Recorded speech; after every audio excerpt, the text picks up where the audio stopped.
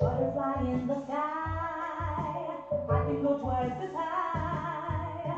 Take a look, it's in a book, a reading rainbow.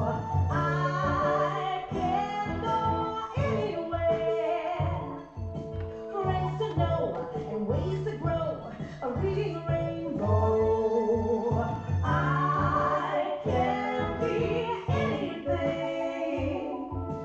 Take a look, it's in a book, a reading rainbow. A reading rainbow. A reading rainbow. Welcome to 6th grade English. Ahem.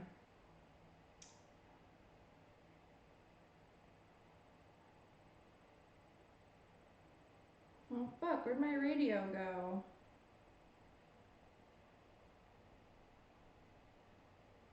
Hold on. Okay, I found it.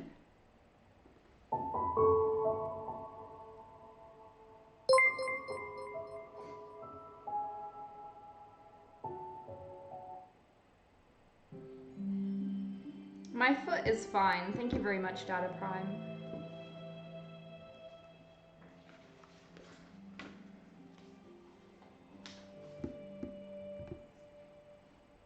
It was a bright, cold day in April.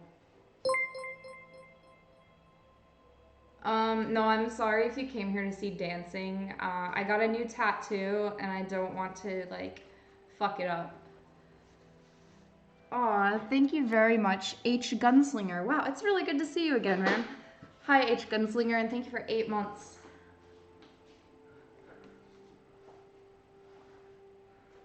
Oops, I can't stop moving. Are we reading the whole book straight through? I do not think I'm capable of doing that today. But no, we will do a few chapters. But we will get through the whole book. I'll read the whole book. I just got to do it a few chapters at a time.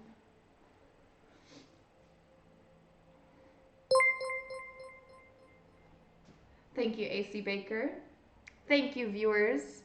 World of Warcraft. Good night. Thank you, Brazilians. Thank you. Everybody have a good night. When am I hooping? I don't know. Maybe tomorrow, or maybe I'll read again. Whatever I feel like punishing you with.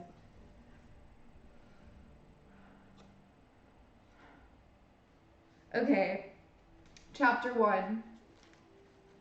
It was a bright, cold day in April, and the clocks were striking 13.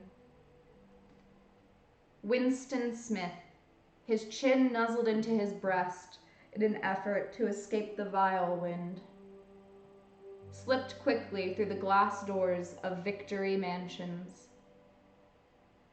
though not quickly enough to prevent a swirl of gritty dust from entering along with him. The hallway smelt of boiled cabbage and old rag mats. At one end of it, a colored poster, too large for indoor display, had been tacked to the wall. It depicted, simply, an enormous face, more than a meter wide. The face of a man of about 45, with a heavy black mustache and ruggedly handsome features.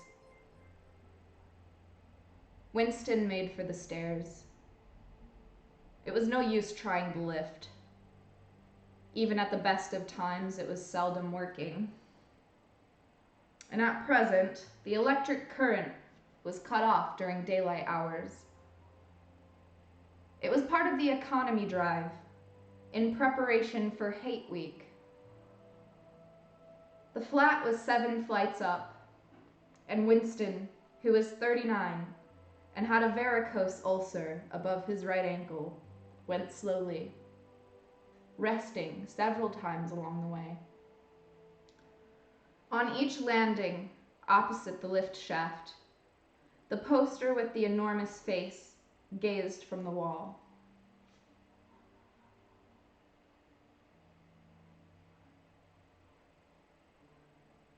It was one of those pictures which are so contrived that the eyes follow you about when you move.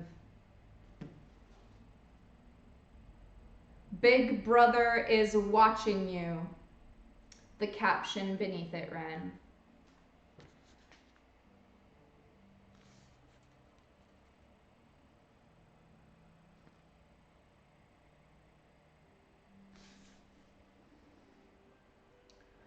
Inside the flat, a fruity voice was reading out a list of figures which had something to do with the production of pig iron. The voice came from an oblong metal plaque, like a dulled mirror, which formed part of the surface of the right hand of the wall. Of the right-hand wall. Winston turned a switch, and the voice sank somewhat, though the words were still distinguishable. The instrument, the telescreen it was called, could be dimmed, but there was no way of shutting it off completely. He moved over to the window. A smallish, frail figure, the meagerness of his body merely emphasized by the blue overalls, which were the uniform of the party. His hair was very fair, his face naturally sanguine, his skin roughened by coarse soap and blunt razor blades, and the cold of winter that had just ended.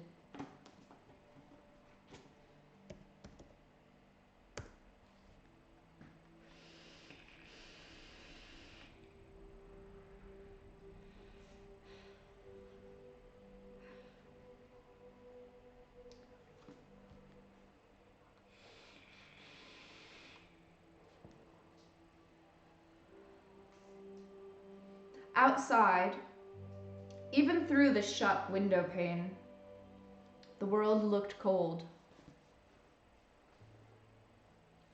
Down in the street, little eddies of wind were whirling dust and torn papers into spirals.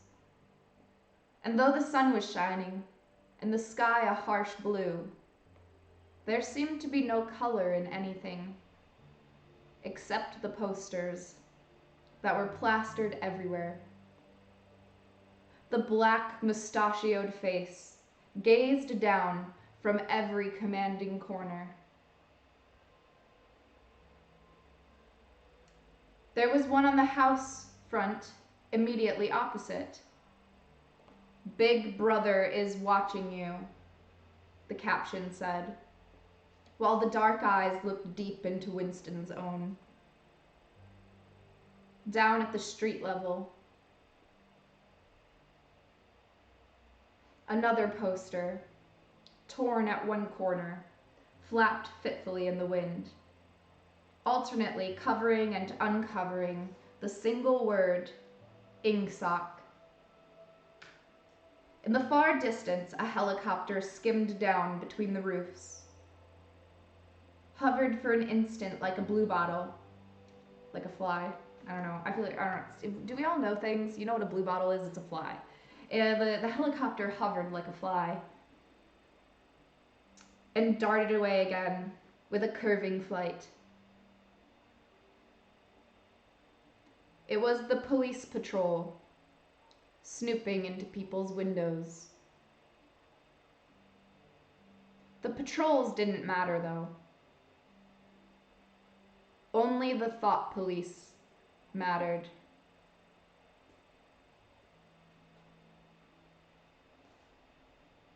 Behind Winston's back, the voice from the telescreen was still babbling away about pig iron and the overfulfillment of the 9th three-year plan.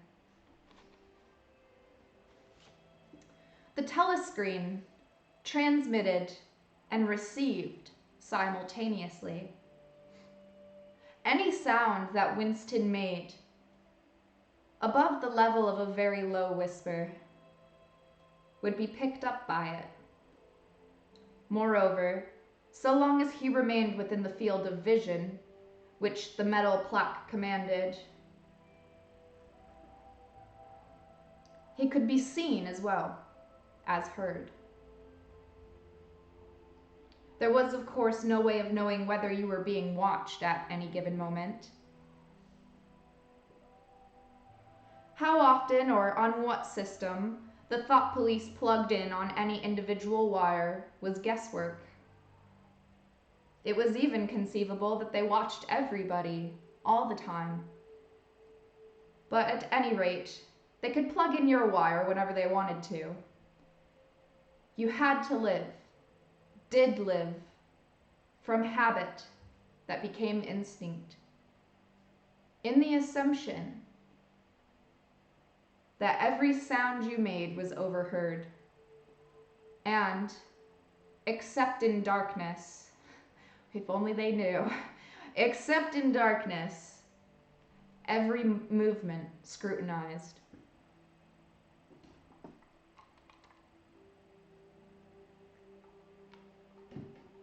Big Brother is watching.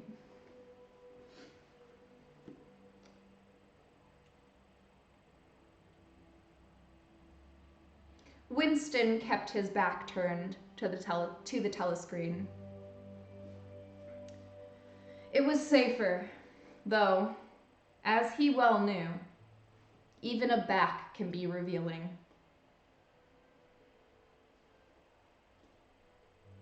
A kilometer away, the Ministry of Truth, his place of work, towered vast and white above the grimy landscape.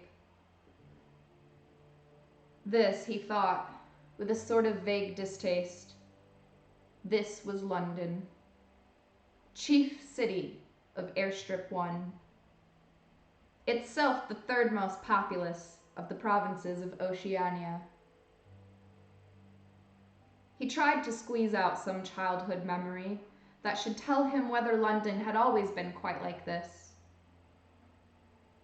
Were there always these vistas of rotting 19th century houses, their sides shored up with bulks of timber, their windows patched with cardboard, and their roofs with corrugated iron, their crazy garden walls sagging in all directions? And the bombed sites, where the plaster dust swirled in the air, and the willow herb straggled over the heaps of rubble. And the places where the bombs had been cleared, a larger path, and there had sprung up sordid colonies of wooden dwellings like chicken houses. But it was no use. He could not remember.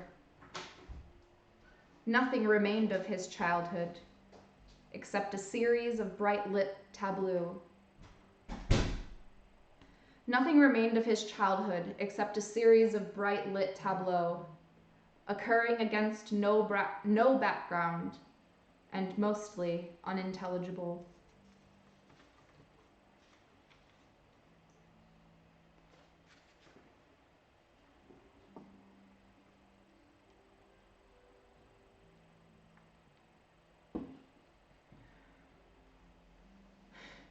Yes, you can start here even if you didn't read 1983.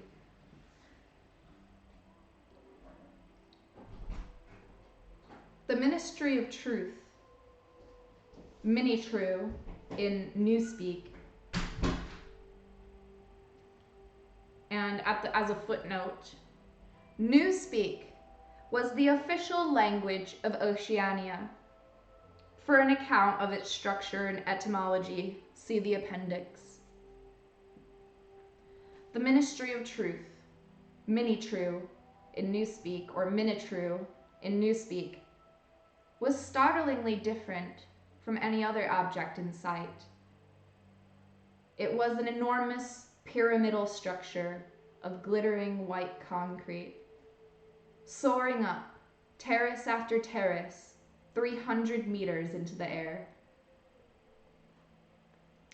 From where Winston stood, it was just possible to read, picked out on its white face, in elegant lettering, the 3 slogans of the party.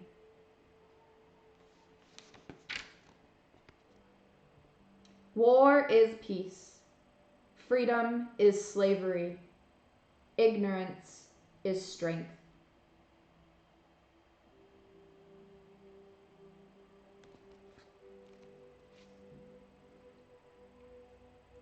The Ministry of Truth, it was said, contained 3,000 rooms above ground level and corresponding ramifications below. Scattered about London, there were just 3 other buildings of similar appearance and size. So completely did they dwarf the surrounding architecture that from the roof of Victory Mansions, you could see all 4 of them simultaneously. They were the homes of the 4 ministries, between which the entire apparatus of government was divided. The Ministry of Truth, which concerned itself with news, entertainment, education, and the fine arts. The Ministry of Peace, which concerned itself with war. The Ministry of Love, which maintained law and order. And the Ministry of Plenty, which was responsible for economic affairs. Their names, in Newspeak, Minitru, Minapa, Minilove, and Miniplenty. The Ministry of Love was the really frightening one. There were no windows in it at all. Winston had never been inside the Ministry of Love, nor within half a kilometer of it. It was a place impossible to enter, except on official business.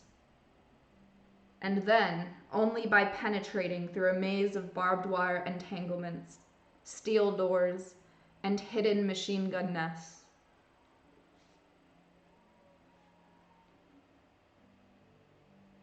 Even the streets leading up to its outer barriers were roamed by gorilla-faced guards in black uniforms, armed with jointed truncheons.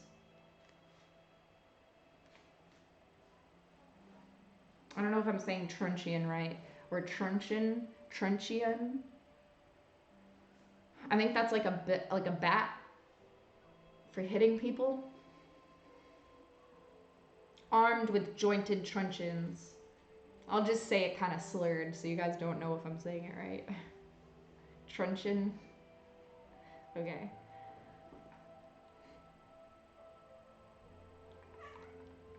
Meow. Are you having fun?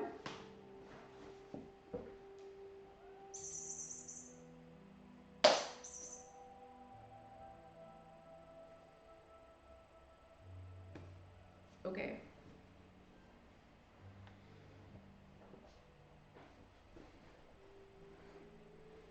Truncheons in the trenches. Okay.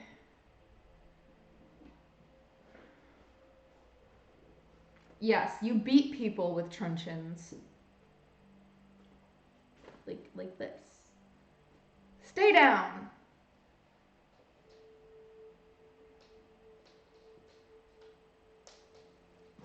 It's a Buton.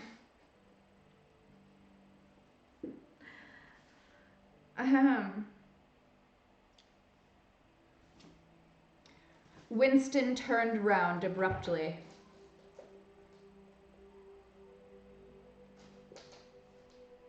Stop that.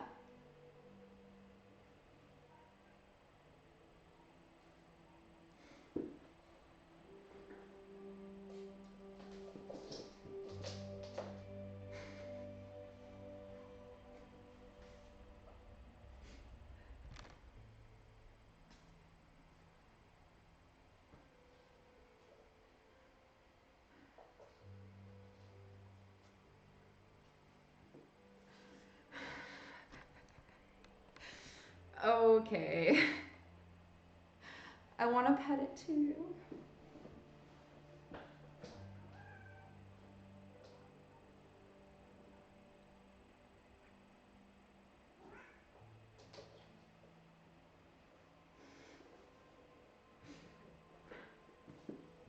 The perfect cat toy.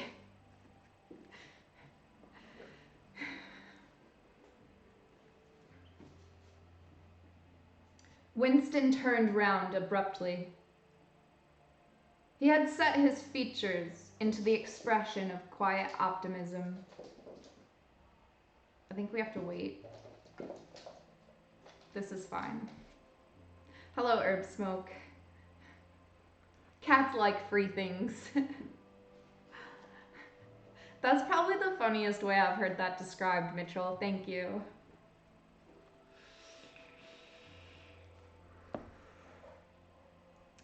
They're like, you wasted your money on this trash? We have perfectly good plastic at home for free. Nice, Garlic Bro. How'd you do that? How'd you do that? That was really fast. She went out that way and like went all the way around the house with the ring. Cats love recycling, indeed. It's a she, Gravega. I would have thought with all of your cat knowledge that you would have known that calicos are 99% female and 1% male, like individually.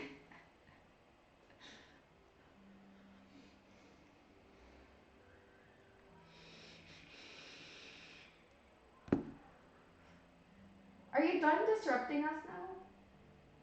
Kitty says, no, don't read 1984. Okay. Winston turned around abruptly.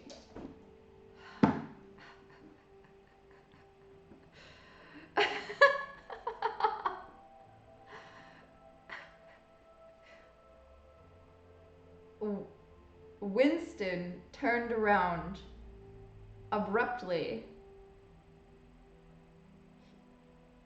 He had set his features into the expression of quiet optimism, which it was advisable to wear when facing the telescreen.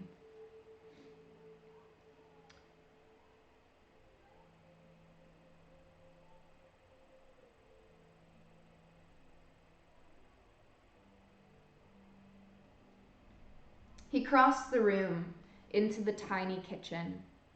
Yes, like that. He crossed the room into the tiny kitchen. By leaving the ministry at this time of day, he had sacrificed his lunch in the canteen. And he was aware that there was no food in the kitchen, except a hunk of dark-colored bread, which had got to be saved for tomorrow's breakfast.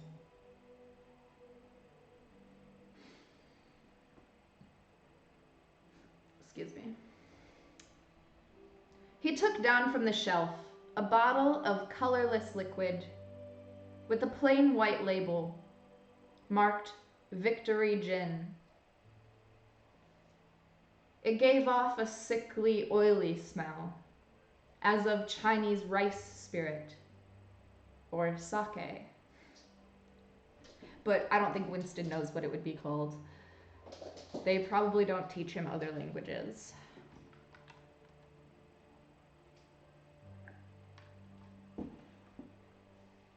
It gave off a sickly, oily smell, as of Chinese rice spirit. I know, I'm trying to get her to stop distracting us.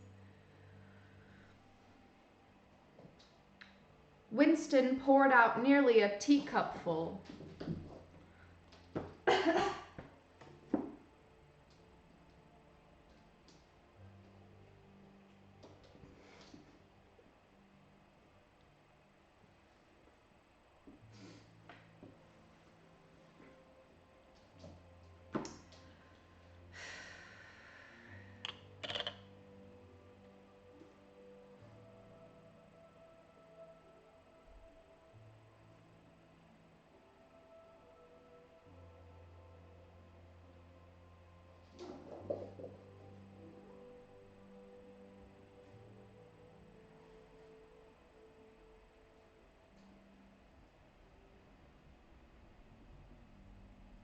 She's very cute.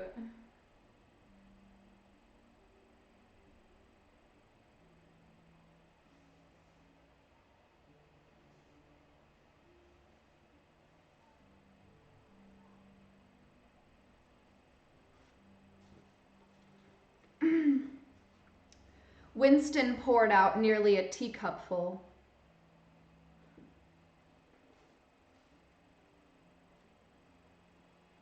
Nerved himself for a shock and gulped it down like a dose of medicine. Instantly, his face turned scarlet, and the water ran out of his eyes. The stuff was like nitric acid, and moreover, in swallowing it, one had the sensation of being hit on the back of the head with a rubber club. The next moment, however, the burning in his belly died down, and the world began to look more cheerful. He took a cigarette from a crumpled packet marked Victory Cigarettes and incautiously held it upright, whereupon the tobacco fell out on the floor.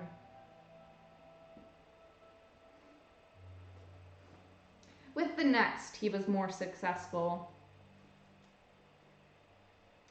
He went back to the living room and sat down at a small table that stood left of the telescreen. From the table drawer, he took out a pen holder, a bottle of ink, and a thick, quarto-sized blank book with a red back and a marbled cover.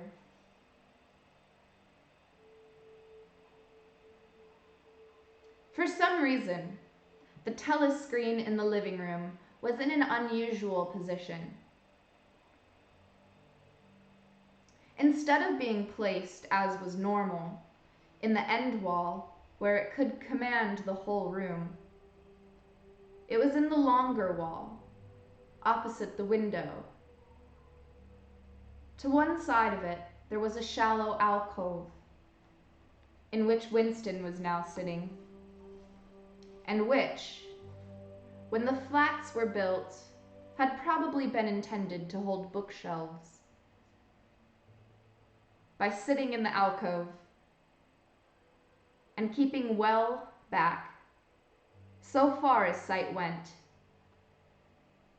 And keeping well back, Winston was able to remain outside the range of the telescreen, so far as sight went. He could be heard, of course, but so long as he stayed in his present position, he could not be seen. It was partly the unusual geography of the room that had suggested to him the thing that he was now about to do. But it had also been suggested by the book that he had just taken out of the drawer.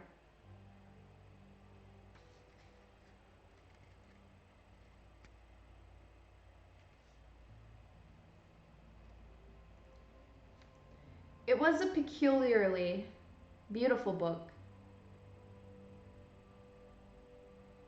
Its smooth, creamy paper, a little yellowed by age, was of a kind that had not been manufactured for at least 40 years past. He could guess, however, that the book was much older than that. He had seen it lying in the window of a frowsy little junk shop in a slummy quarter of the town. Just what quarter, he did not remember now. And he had been stricken immediately by an overwhelming desire to possess it. Party members were not supposed to go in to ordinary shops.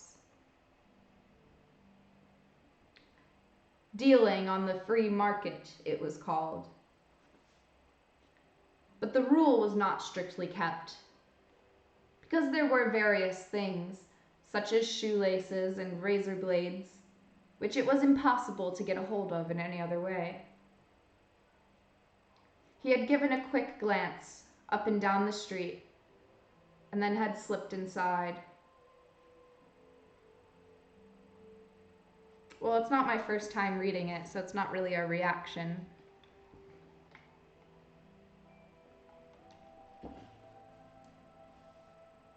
He had given it a quick glance up and down the street and then had slipped inside and bought the book for $2.50.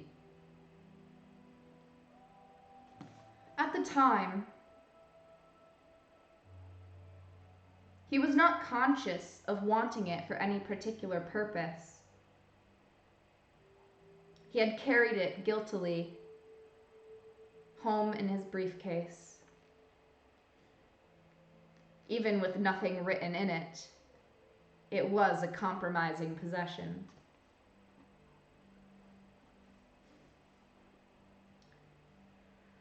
The thing that he was about to do was to open a diary. This was not illegal. Nothing was illegal, since there were no longer any laws. But if detected, it was reasonably certain that it would be punished by death, or at least by 25 years in a forced labor camp. Winston fitted a nib into the pen holder and sucked it to get the grease off. The pen was an archaic instrument, seldom used even for signatures, and he had procured one, furtively and with some difficulty, simply because of a feeling that the beautiful creamy paper deserved to be written on with a real nib instead of being scratched with an ink pencil. Actually, he was not used to writing by hand. Apart from very short notes, it was usual to dictate everything into the speakwrite, which was, of course, impossible for his present purpose. He dipped the pen into the ink and then faltered for just a second.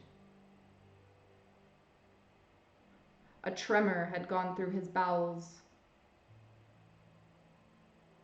To mark the paper was the decisive act. In small, clumsy letters, he wrote, April 4th, 1984.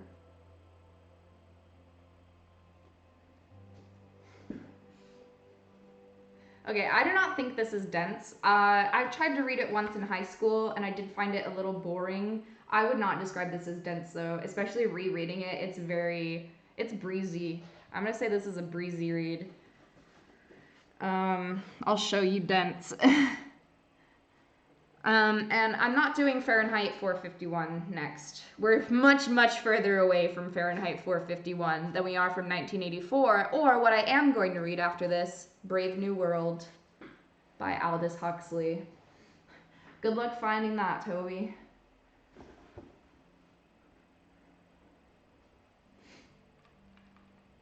I'm fine, just want to keep reading.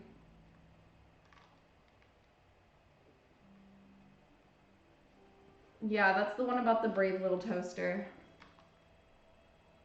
The Newspeak. Are you thinking of A Clockwork Orange?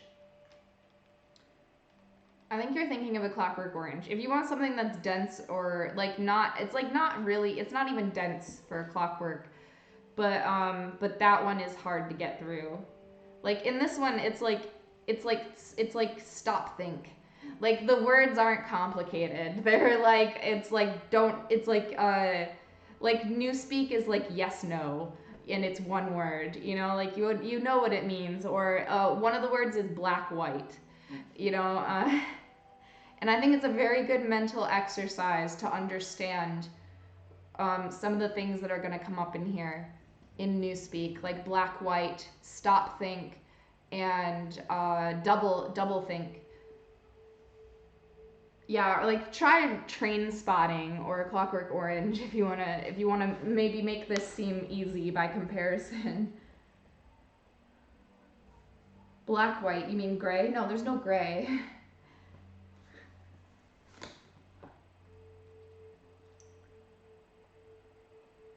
And then they usually define it right after that. So I think you're probably thinking of a different book. This one's actually pretty straightforward. Okay. Actually, we're right about to get into doublethink. Right there it is. Boom, doublethink. Okay. He sat back. A sense of complete helplessness had descended upon him.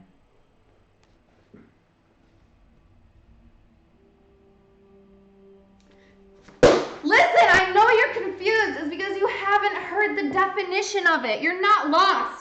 Stop thinking you're lost when you literally haven't been told the definitions. Ugh. You're trying to be stupid. Like, if everybody can just take a deep breath and stop trying to be stupid, then you will suddenly feel a lot smarter. I'm gonna go smoke a cigarette. I don't even care if I have viewers anymore.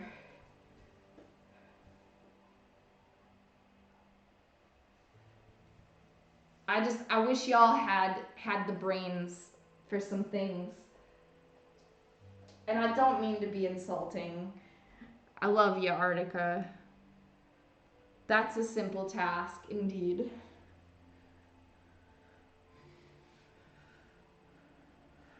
Yes, Gervega, that's the point. Who's not read this book? Who's not even heard of this book? Type 1 if you've never read it, and type 2 if you've never even heard of it. I guess type 3 if you have read it or heard of it. Even though I would mostly want to know if you haven't read it. I'm gonna go have a good victory cigarette. Okay, that's about what I expected. I feel like I was only getting questions. I mean, I guess that makes sense that I would only get questions from people who are super confused. But, yeah, tensions are like, bleh. I just want people to really listen, you know, instead of like when we get ahead of ourselves, you stop listening, and that stresses me out because I want you to listen instead of going like, oh my god, what if I don't understand something? And like we're only on like page 5, and I'm like, trust me, you're gonna understand it.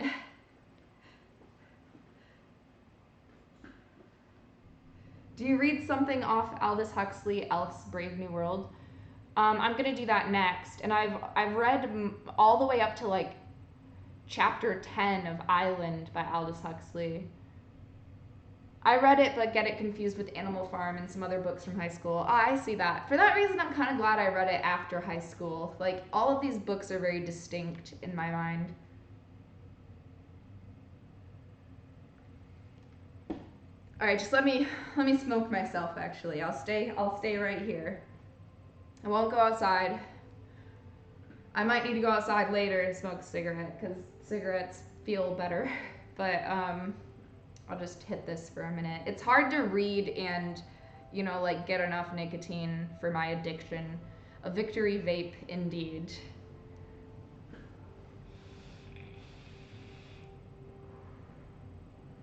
Wow, Moose, that's unfortunate. And so I'm not gonna answer your questions unless I think they're exceptional.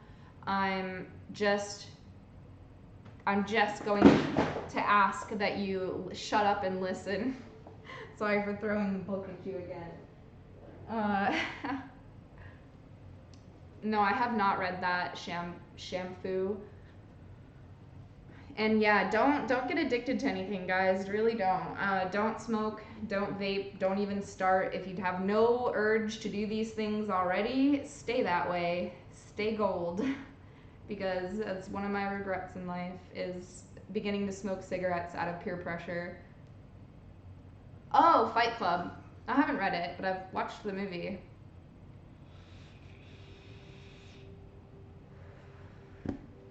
No, seriously, my first pack of cigarettes, I paid for it. We were like 17, and I paid for it from my for my friend who had already been smoking, you know, like since she was like 14 or something. And she was like, will you get me a pack of cigarettes? Because I had like $10 of soda pop money back in the day. I had like $10. And I was like, yeah. And we gave it to an older person to buy us cigarettes illegally. And so I got a pack of Marlboro Reds. And my friend smoked some of them. And I went home.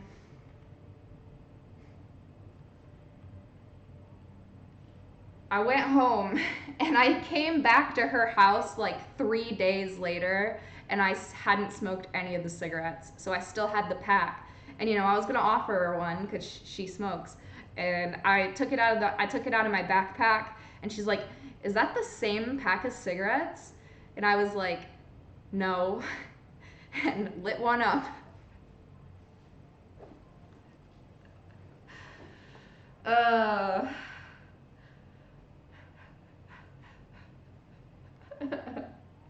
Like a liar.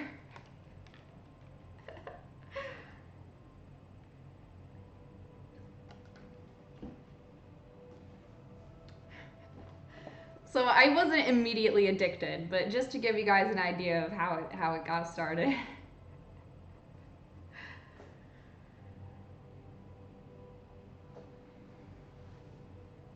Yeah, embarrassed to have the same pack of smokes for 3 days.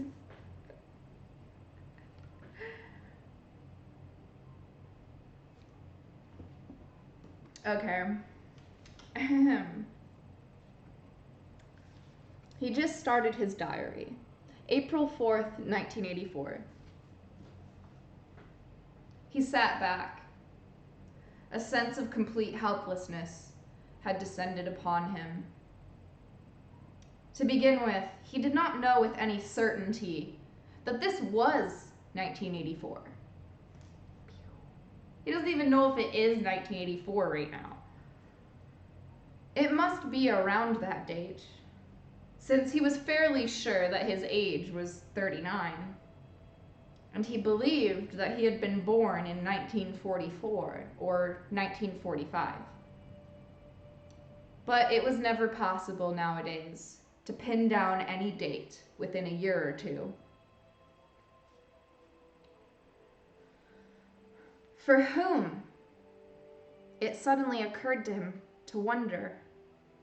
Was he writing this diary? For the future. For the unborn. His mind hovered for a moment round the doubtful date on the page, and then fetched up with a bump against the newspeak word, doublethink. For the first time, the magnitude of what he had undertaken came home to him. How could you communicate with the future? It was of its nature impossible.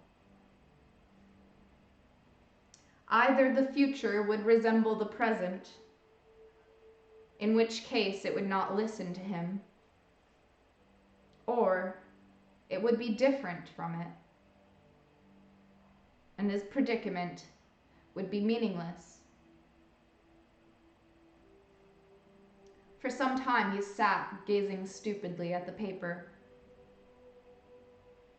The telescreen had changed over to strident military music.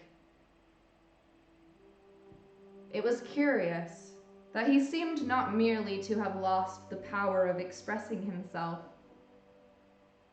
but even to have forgotten what it was that he had originally intended to say. For weeks past, he had been making ready for this moment, and it had never crossed his mind that anything would be needed except courage. The actual writing would be easy. All he had to do was transfer to paper the interminable, restless monologue that had been running inside his head, literally, for years. At this moment, however, even the monologue had dried up. Moreover, his varicose ulcer had begun itching unbearably. He dared not to scratch it, because if he did so, it always became inflamed.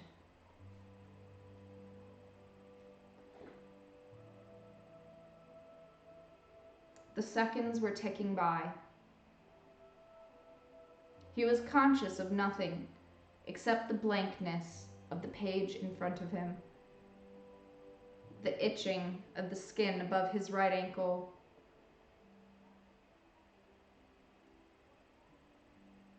above his ankle, the blaring of the music, and a slight booziness caused by the gin.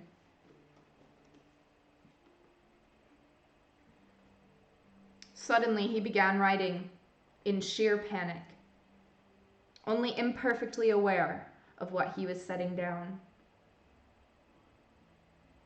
His small but childish writing straggled up and down the page, shedding first its capital letters, and finally even its full stops. April 4th, 1984. Last night to the flicks. All war films. One very good one of a ship full of refugees being bombed somewhere in the Mediterranean. Audience much amused by shots of a great huge fat man trying to swim away with a helicopter after him. First you saw him wallowing along in the water like a porpoise.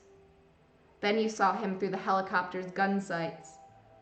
Then he was full of holes, and the sea round him turned pink, and he sank as suddenly as though the holes had let in the water. Audience shouting with laughter when he sank. Then you saw a lifeboat full of children with a helicopter hovering over it.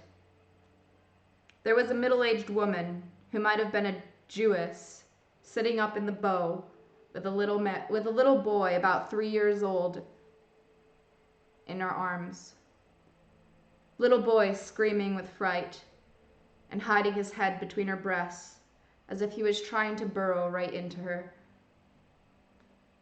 And the woman putting her arms around him and comforting him, although she was blue with fright herself. All the time covering him up as much as possible, as if she thought her arms could keep the bullets off him. Then the helicopter planted a 20-kilo bomb in among them. Terrific flash, and the boat went all to matchwood. Then there was a wonderful shot of a child's arm going up in the air. Up right into the air, a helicopter. Then there was a wonderful shot of a child's arm going up, right up into the air. A helicopter with a camera in its nose must have followed it up, and there was a lot of applause from the party seats. But a woman down in the parole part of the house started suddenly kicking up a fuss and shouting that they didn't oughter have showed it, not in front of the kids. They didn't. It ain't right, not in front of the kids. It ain't until the police turned her out. I don't suppose anything happened to her. Nobody cares what the paroles say. Typical parole reaction. They never. Winston stopped writing, partly because he was suffering from a cramp. He did not know what had made him pour out this stream of rubbish.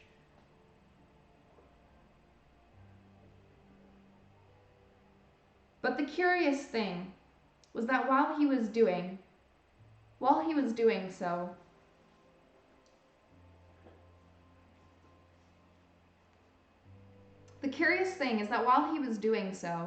a totally different memory had clarified itself in his mind, to the point where he almost felt equal to writing it down. It was, he now realized, because of this other incident, that he had suddenly decided to come home and begin the diary today. It had happened that morning, at the ministry, if anything so nebulous could be said to happen. It was nearly 1100, and in the records department where Winston worked, they were dragging the chairs out of the cubicles and grouping them in the center of the hall, opposite the big telescreen, in preparation for the 2 minutes hate.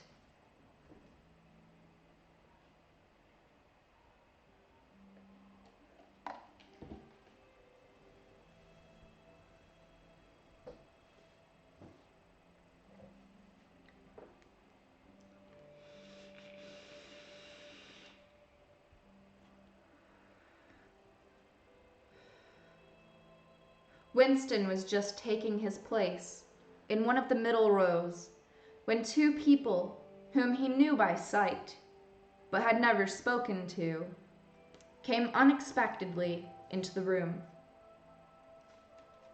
One of them was a girl whom he often passed in the corridors. He did not know her name, but he knew that she worked in the fiction department. Presumably, since he had sometimes seen her with oily hands and carrying a spanner. She had some mechanical job on one of the novel-writing machines. She was a bold-looking girl of about 27, with thick dark hair, a freckled face, and swift, athletic movements.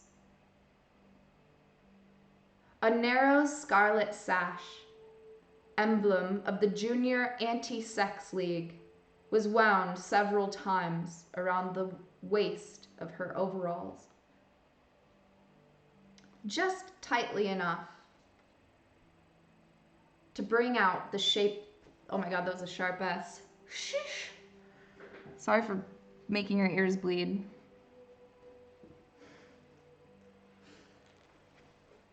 This is why I'll probably never get a job reading. A narrow scarlet sash, emblem of the Junior Anti-Sex League, was wound several times around the waist of her overalls, just tightly enough to bring out the shapeliness of her hips. Winston had disliked her from the very first moment of seeing her. He knew the reason.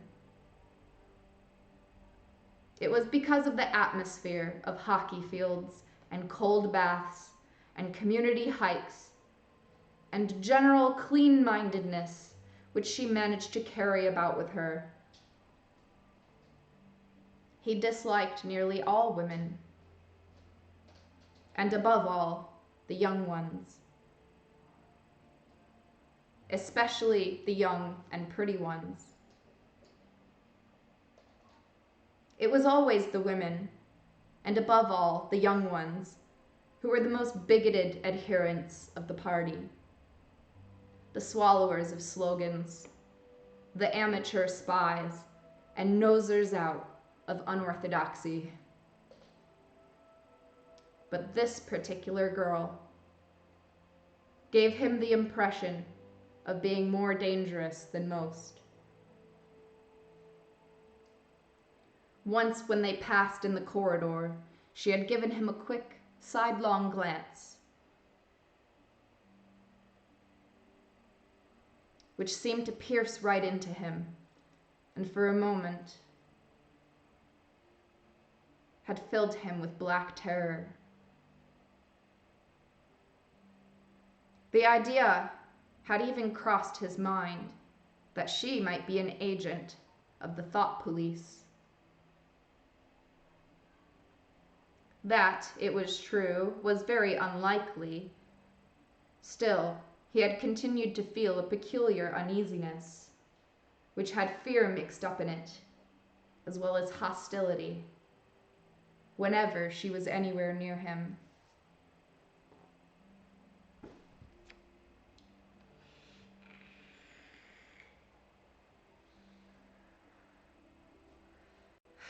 Yeah, it's not the police thoughts. They are thoughts.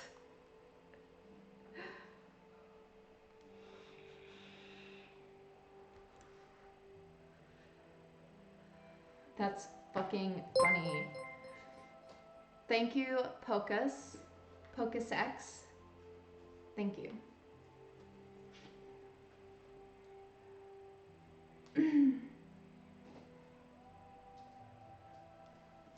Okay, I have to pee. I'll be right back. Hi, kitty. Say hi, kitty. Kitty says hi.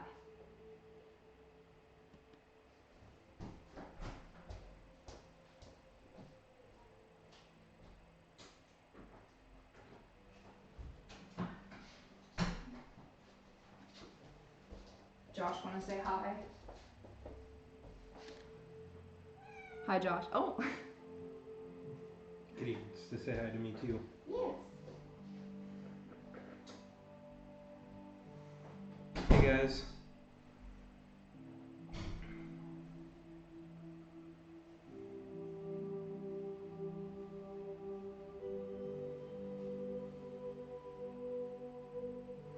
Hey Melancholy.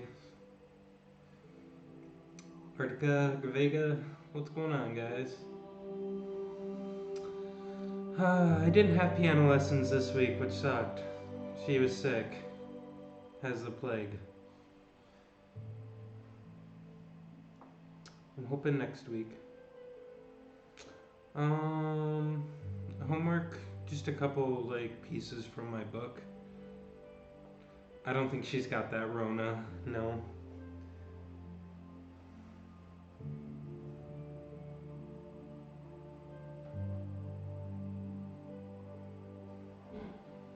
How am I dealing with the quarantine?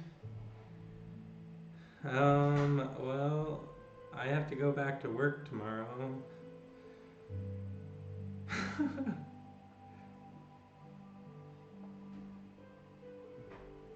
Newcastle beer?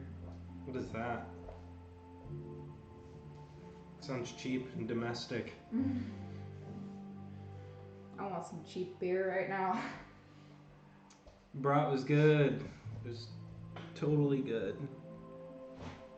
A little spicier than I wanted it to be, but it was pretty decent. Is it like just like a brown ale, Maladroit?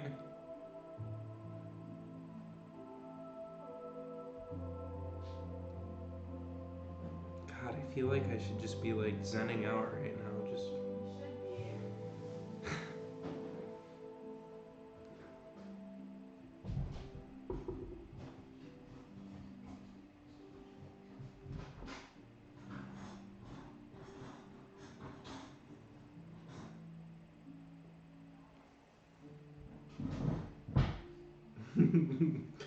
Your cat doesn't know what to think.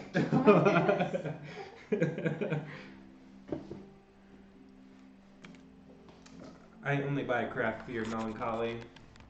Help you out there. Oh, I wasn't really trying to you show don't my have- horrid, ugly face. Aw.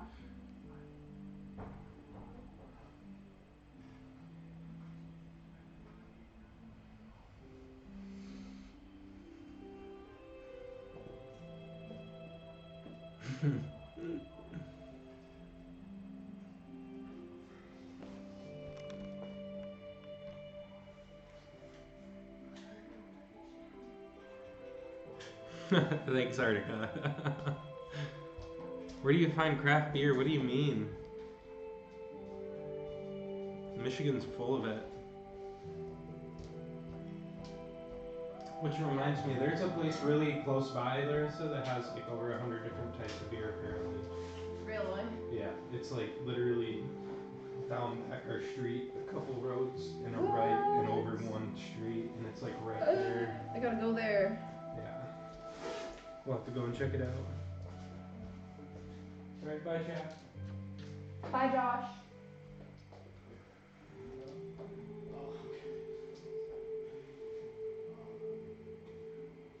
What am I doing? I don't remember. Okay. Hello. Hello, Noir.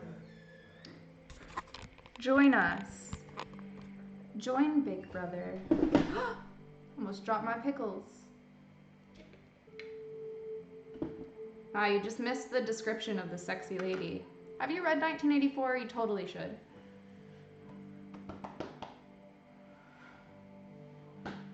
Where's my fork?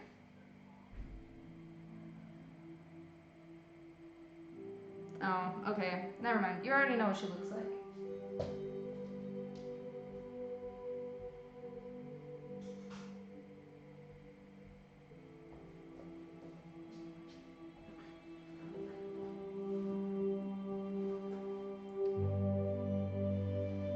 Wow, there's no way that has anything to do with the story, Garlic Brew.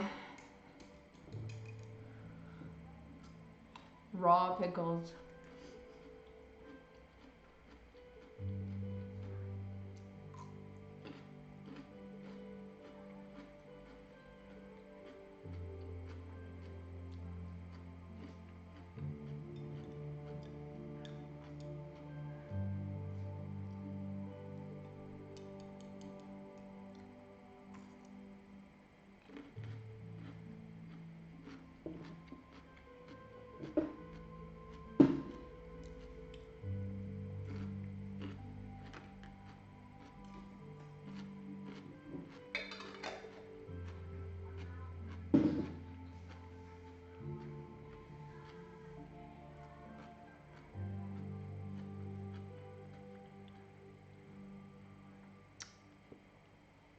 What is wrong with you guys? Oh, I found my fork.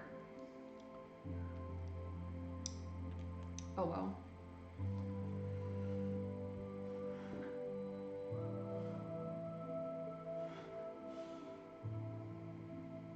Oh, ooh, that was it.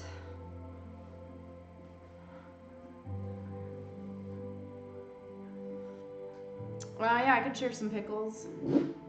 They're literally for eating. They're called snack mms. So you're supposed to snack on them. What do you guys mean raw? What the hell? Yeah, and cherry tomatoes are peng, dude. What is wrong with all of you?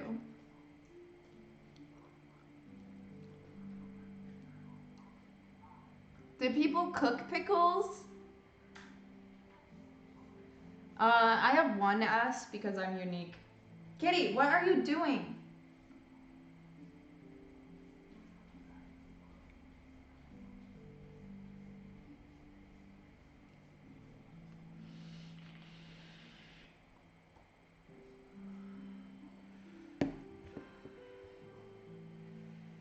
You are supposed to eat pickles like that. I think you're all wrong.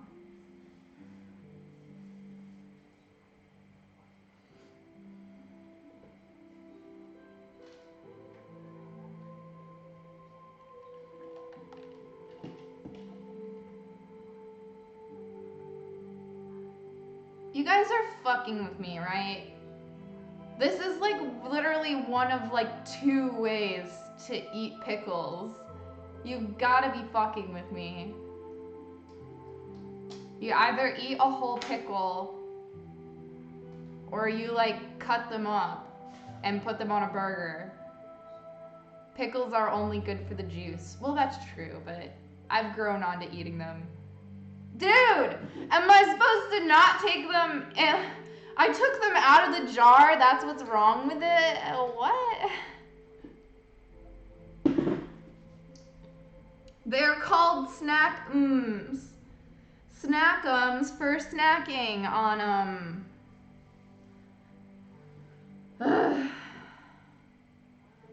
Try it, you dumb motherfuckers. Blow my mind all the time. I don't care. I am a hobo. Go ahead and watch some fucking shit, dude. You're all gonna die because you don't know how to eat food.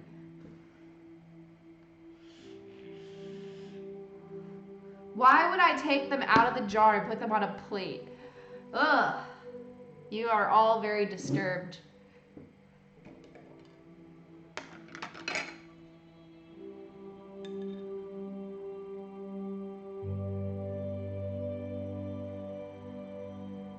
Oh, so it turns out you can't use a spork to get pickles out of the jar. Never mind.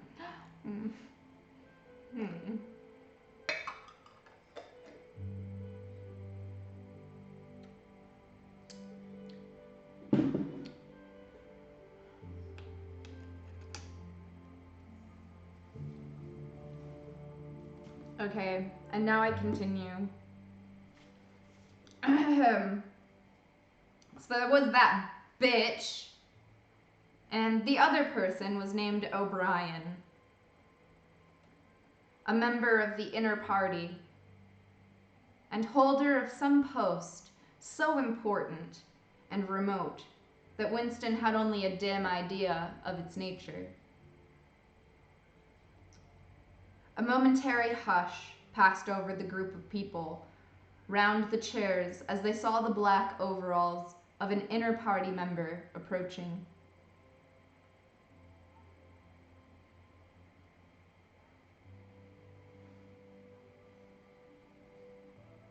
See, now that's some actual fucked up shit. Pickle is the German word for pimple. Then you guys can talk some shit. But until then, shut the fuck up.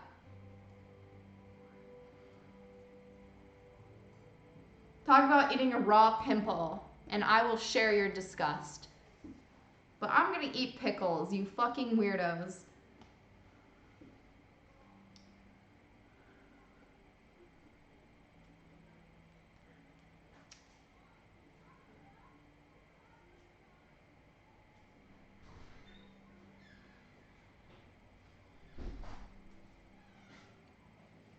O'Brien was a large, burly man. Don't want to interrupt. Have you changed your address yet? No. Okay. If that $1,000 thing goes down, it's going to your mom's. Oh, that's okay. She'll give it back to me. Okay. Just letting you know. Okay. You get a free $1,000. You get a free $1,000. We all get $1,000 for America. Trump's gonna have an Oprah moment. Trump's gonna have an Oprah moment, he says.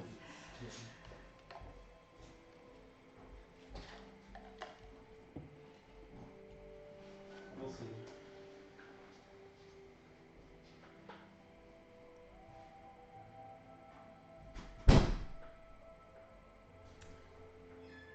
O'Brien was a large, burly man with a thick neck and a coarse, humorous, brutal face.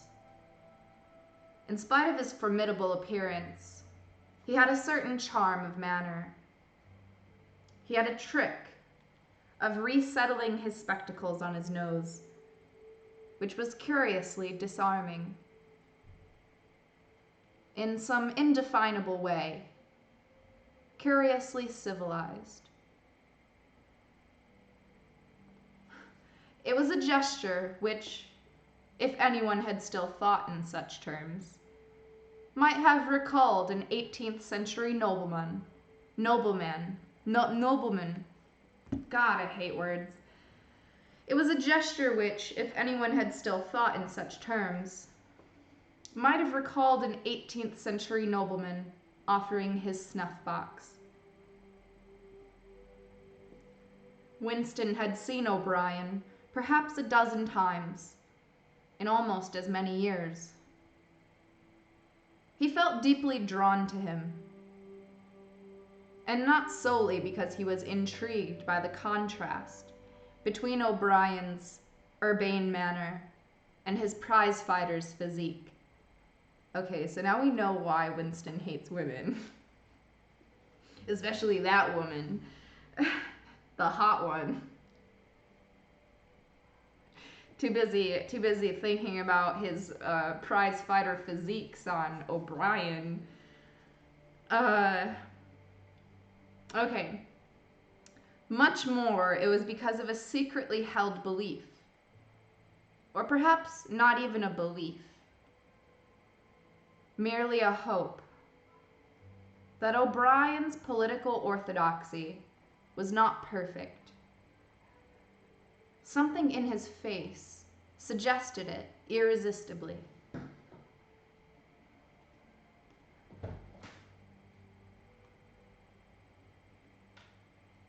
But at any rate, he had the appearance of being a person that you could talk to, if somehow you could cheat the telescreen and get him alone. See, that was like the most gay paragraph I've ever read about a man.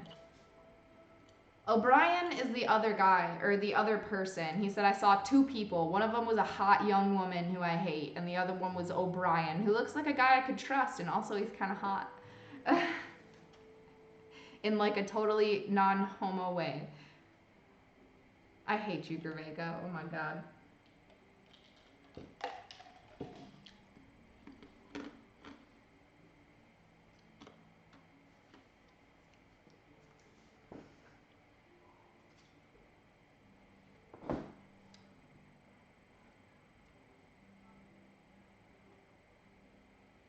So he finds things in him irresistible. He wants to get him alone. He has a prize fighter's physique. Just to recap there. Winston had never made the smallest effort to verify this guess. Indeed, there was no way of doing so.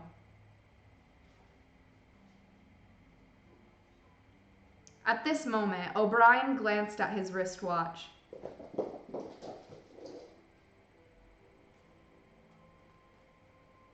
Saw that it was nearly 1100, and evidently decided to stay in the records department until the 2 minutes hate was over.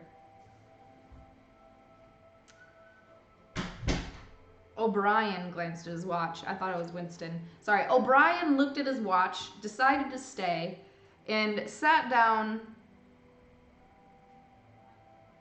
He took a chair in the same row as Winston, a couple of places away.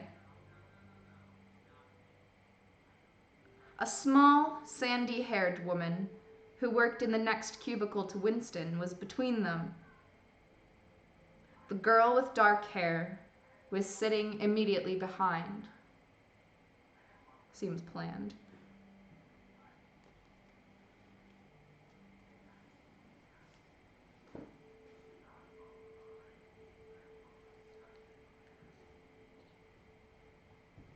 The next moment, a hideous, grinding screech, as of some monstrous machine running without oil, burst from the big telescreen at the end of the room.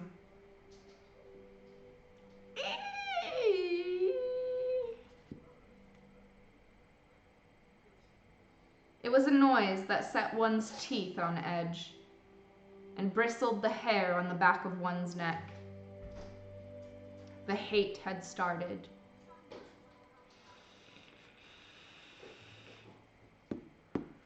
That cat is an enemy of the state.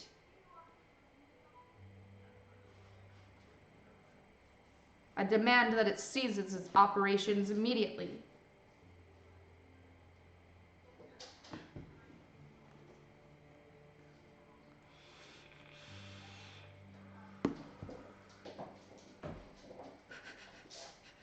She just hit her head on the wall. Oh my god. Okay, I'm gonna put lotion on my tattoo anyways.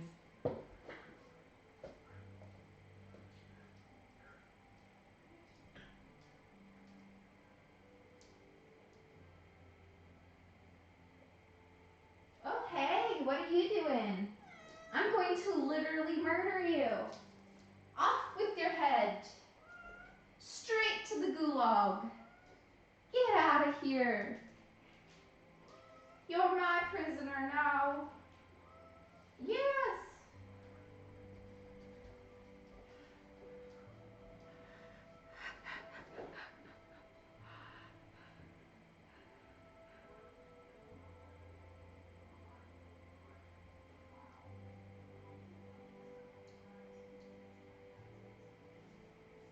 I know she's thick, but you can only look, can't touch. No murder, Kitty. Send Kitty to re-education camp. Okay. I am a benevolent dictator.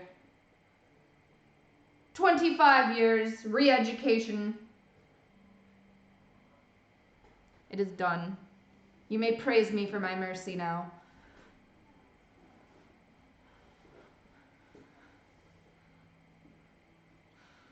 "1 million years, dungeon."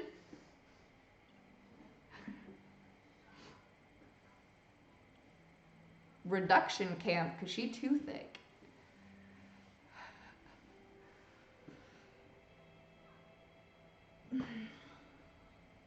That's why she has to spend 25 years being re-educated. It's very hard to teach cats anything.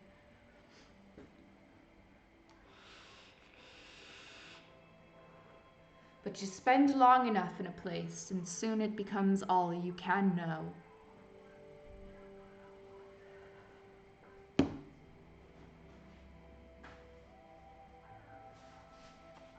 I don't know, just to prove a point.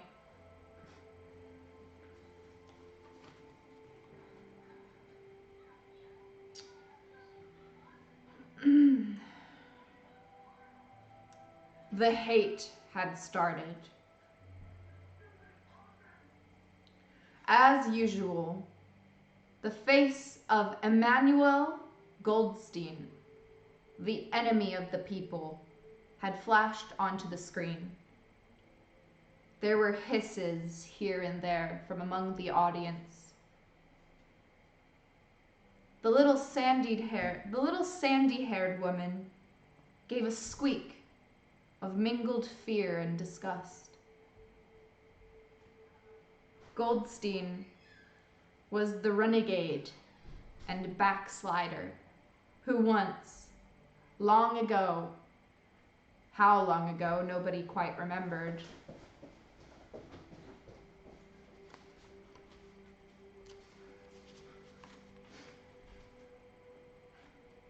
had been one of the leading figures of the party. There goes the CIA cat, re-educated successfully, hunting down Goldstein.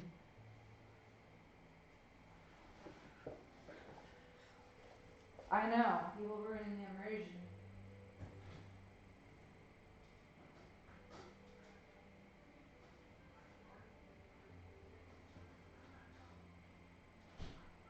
Dude, did you get beer?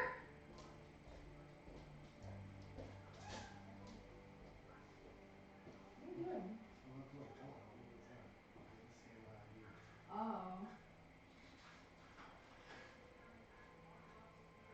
Well, that's good. Did you been using that a lot? Did you drop it in the car?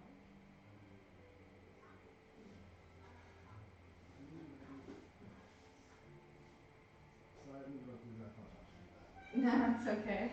You can go through here. It's more distracting that you are running like a fugitive.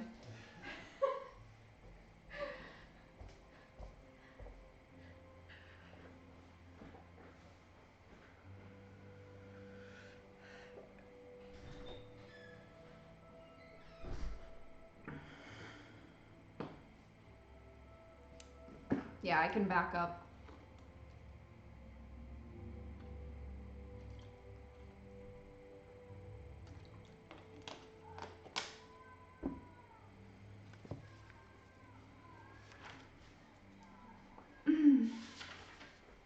All right. So they're sitting in their office at the Ministry of Truth, or the Department of Records, where Winston works. He writes things. He writes records. Thanks for the host. And he noticed two people that he has seen before, but he doesn't really know them. He just sees them around. One of them's a woman with dark hair, and she's young and kind of hot, and he thinks that he hates her because women are some of the worst members of this society. They are the ones who swallow the slogans and rat out other people and believe the most. And he doesn't like that. And he definitely doesn't trust this woman who looks especially dangerous. And the other one is O'Brien, a nice looking fellow who's pretty fucking hot and has the physique of a firefighter. Has the physique of a prize fighter, and we call him Sexy O'Brien. And he looks like a guy you could trust.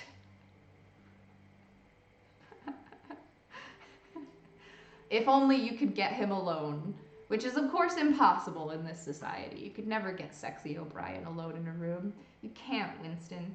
You just can't. But Winston can dream.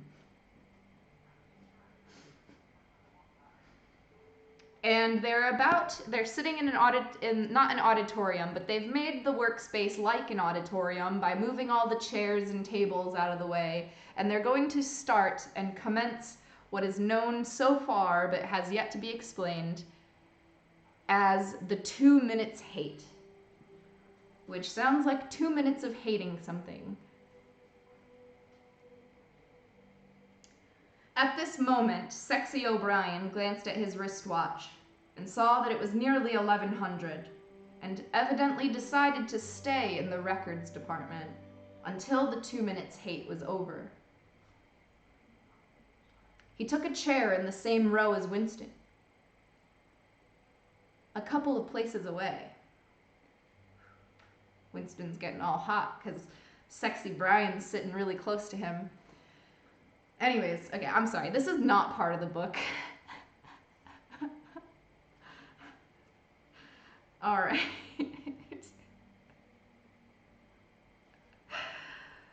It is now. So, Sexy O'Brien sits pretty close to him. A small, sandy-haired woman who worked in the next cubicle to Winston was between them, which is unfortunate because he doesn't like women. The girl with dark hair was sitting immediately behind. The next moment, a hideous, grinding screech, as of some monstrous machine running without oil, burst from the big telescreen at the end of the room.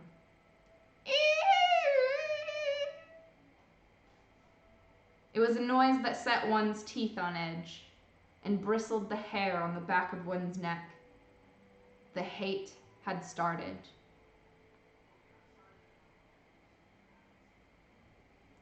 As usual, the face of Emmanuel Goldstein, the enemy of the people, had flashed on the screen.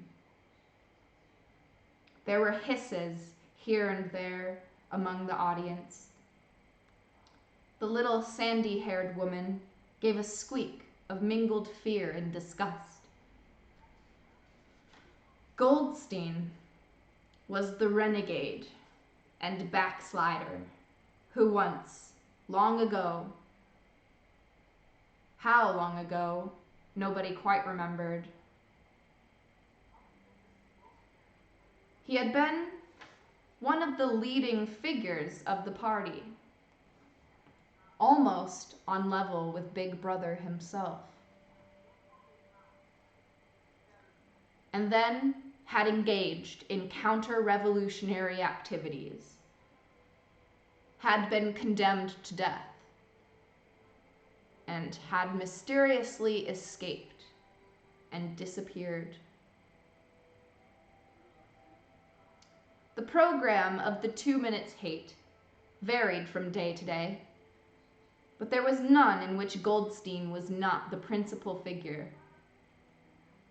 He was the primal traitor, the earliest defiler of the party's purity. All subsequent crimes against the party, all treacheries, acts of sabotage, heresies, deviations, sprang directly out of his teaching. There's definitely many a warning in this book, and nobody is exempt. In fact, it is inherent in our human condition.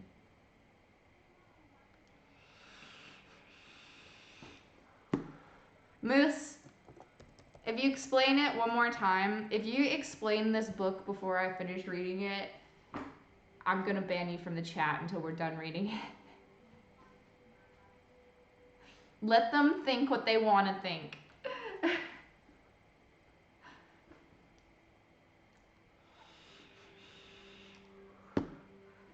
This could be real. This could be a real historical man who did real things in the past, in history. The program of 2 Minutes Hate varied from day to day, but the principal figure was always Goldstein. He was the primal traitor. All subsequent crimes against the party, all treacheries, acts of sabotage, heresies, deviations, sprang directly out of his teaching. Somewhere or other, he was still alive and hatching his conspiracies. Perhaps somewhere beyond the sea, under the protection of his foreign paymasters. Perhaps even, so it was occasionally rumored, in some hiding place in Oceania itself. Winston's diaphragm was constricted. He could never see the face of Goldstein without a painful mixture of emotions. It was a lean, Jewish face, with a great fuzzy aureole of white hair and a small goatee beard. A clever face, and yet somehow inherently despicable, with a kind of senile silliness in the long, thin nose near the end of which a pair of spectacles was perched. It resembled the face of a sheep, and the voice, too, had a sheep-like quality. Goldstein was delivering his usual venomous attack upon the doctrines of the party. An attack so exaggerated and perverse that a child should have been able to see through it, and yet just plausible enough to fill one with an alarmed feeling that other people, less level-headed people than oneself, might be taken in by it. He was abusing Big Brother. He was denouncing the dictatorship of the party. Thank you. He was demanding the immediate conclusion of peace with Eurasia. He was advocating freedom of speech, freedom of the press, freedom of assembly, freedom of thought. He was crying hysterically that the revolution had been betrayed.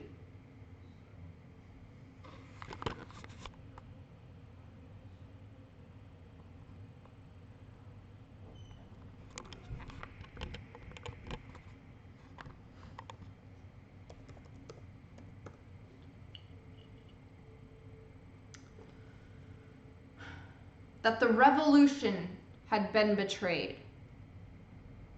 And all in this rapid polysyllabic speech.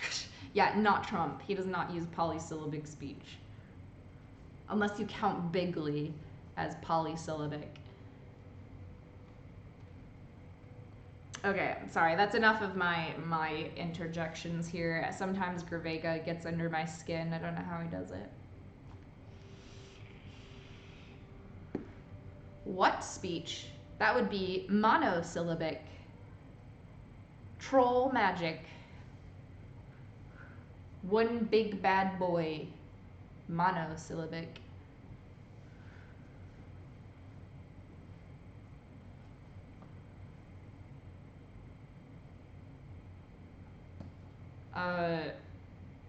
One bigly, marvelously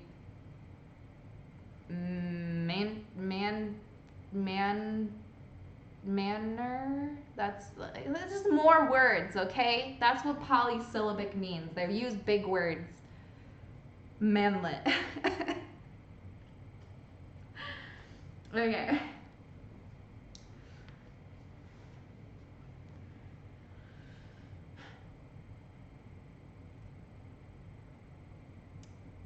Crying hysterically, and all in this rapid polysyllabic speech, which was sort of a parody of the habitual style of the orators of the party, and even contained newspeak words. More newspeak words, indeed, than any party member would normally use in real life. And all the while, lest one should be in any doubt as to the reality which Goldstein's specious claptrap covered, behind his head on the telescreen there marched the endless columns of the Eurasian army. Row after row of solid-looking men with expressionless, Asiatic faces, who swam up to the surface of the screen and vanished, to be replaced by others exactly similar. The dull, rhythmic tramp of the soldiers' boots formed the background to Goldstein's bleeding voice. Before the hate had proceeded for 30 seconds, uncontrollable exclamations of rage were breaking out from half the people in the room. The self-satisfied sheep-like face on the screen and the terrifying power of the Eurasian army behind it were too much to be borne. Besides, even the sight, or even the thought of Goldstein produced fear and anger automatically. He was an object of hatred, more constant than either Eurasia or Eastasia, since when Oceania was at war with one of these powers, it was generally at peace with the other. But what was strange was that although Goldstein was hated and despised by everybody, although every day and 1,000 times a day, on platforms, on the telescreen, in newspapers, in books, his stories were refuted, smashed, ridiculed, held up to the general gaze for the pitiful rubbish that they are. In spite of all of this, his influence never seemed to grow less. Always there were fresh dupes waiting to be seduced by him. A day never passed when spies and saboteurs acting under his directions were not unmasked by the thought police. He was the commander of a vast shadowy army, an underground network of conspirators dedicated to the overthrow of the state. The Brotherhood, its name was supposed to be. There were also whispers of a terrible book,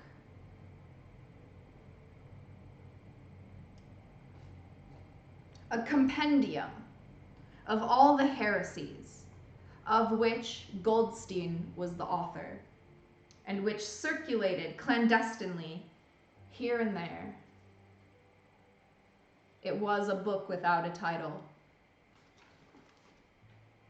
People referred to it, if at all, simply as the book.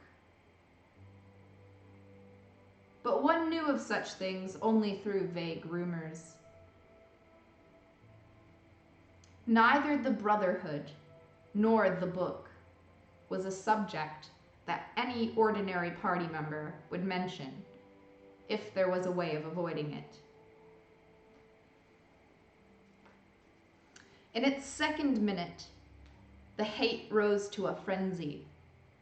People were leaping up and down in their places and shouting at the tops of their voices in an effort to drown the maddening, bleating voice that came from the screen. The little sandy-haired woman had turned bright pink, and her mouth was opening and shutting like that of a landed fish.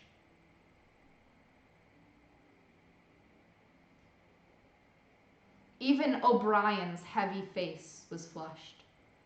He was sitting very straight in his chair, his powerful chest swelling and quivering, as though he were standing up to the assault of a wave. The dark-haired girl behind Winston had begun crying out, "Swine! Swine! Swine!" And suddenly she picked up a heavy Newspeak dictionary and flung it at the screen. It struck Goldstein's nose and bounced off. The voice continued inexorably. In a lucid moment, Winston found that he was shouting with the others and kicking his heel violently against the rung of his chair.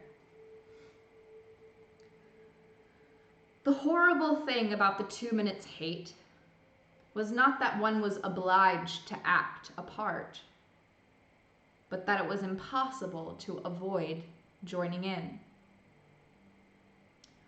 A hideous ecstasy of fear and vindictiveness, a desire to kill, torture, to smash faces in with sledgehammers, seemed to flow through the whole group of people like an electric current,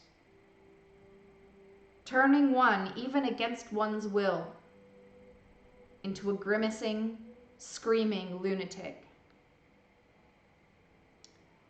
And yet the rage that one felt was an abstract, an undirected emotion, which could be switched from one object to another, like the flame of a blow lamp. Thus, at one moment, Winston's hatred was not turned against Goldstein at all, but, on the contrary, against Big Brother, against the party and the thought police. And at such moments, his heart went out to the lonely, derided lunatic on the screen, sole guardian of truth and sanity in a world of lies.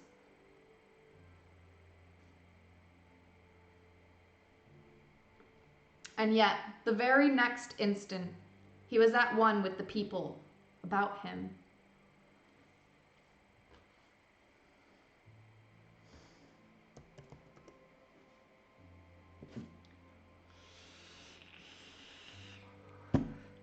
I think that the 2 minutes hate is definitely similar. It's just about getting riled up about something. You could say that people do it against Trump, and you could say that Trump definitely does it against immigrants, against whatever this imaginary idea is. You just want people to not be thinking clearly. Which is why we should all recognize and avoid such moments, however hard that may be. Because, oh, it is good to hate.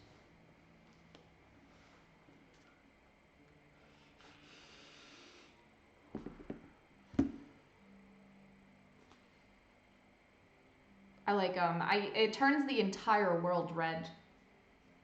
So I honestly don't know what I look like in them. I was gonna take a screenshot of it so I could figure out what I'd look like to you guys today, but I have to re-download my light shot because I can't take screenshots anymore. Okay, thank you. Thank you. Yes, I have read this book before.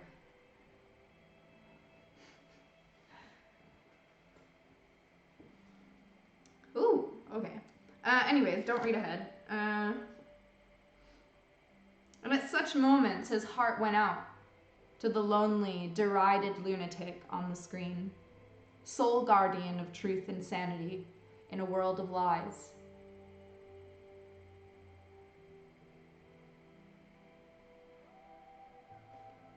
And yet, the very next instant, he was at one with the people about him. And all that was said of Goldstein seemed to him to be true.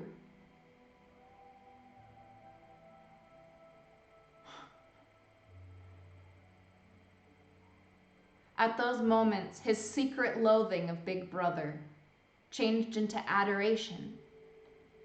And Big Brother seemed to tower up, an invincible, fearless protector, standing like a rock against the hordes of Asia and Goldstein, in spite of his isolation, his helplessness, and the doubt that hung about his very existence. Standing like sexy. Okay, and the doubt that hung about his very existence seemed like some sinister enchanter, capable by the mere power of his voice of wrecking the structure of civilization with just his voice, his goatly voice.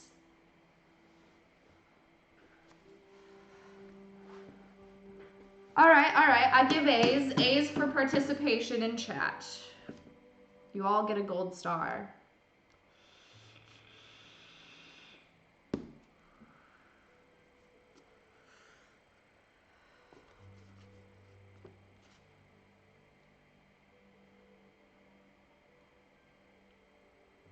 It was even possible, at moments, to switch one's hatred this way or that way by a voluntary act. Suddenly, by the sort of violent effort with which one wrenches one's head away from the pillow in a nightmare. Winston succeeded in transferring his hatred from the face on the screen to the dark-haired woman, the dark-haired girl behind him. Vivid, beautiful hallucinations flashed through his mind. He would flog her to death with a rubber truncheon. He would tie her naked to a stake and shoot her full of arrows like Saint Sebastian.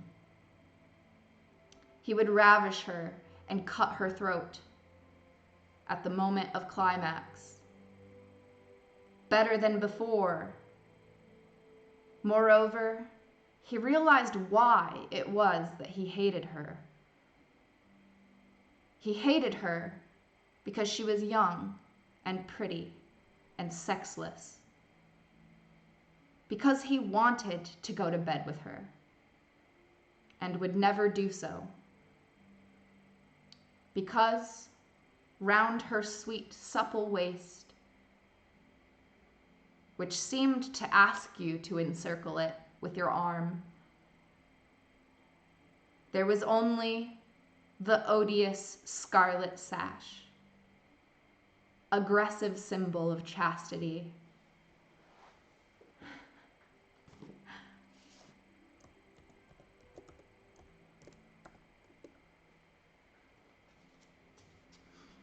The hate rose to its climax.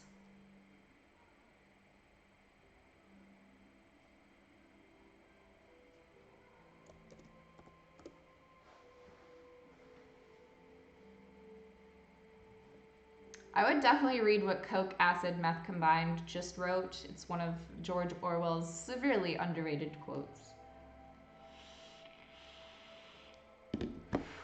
George Orwell was a furry. Yeah, that's why he calls it INGSOC. It stands for English Socialism. Anyways, I'm done. You do your research, man.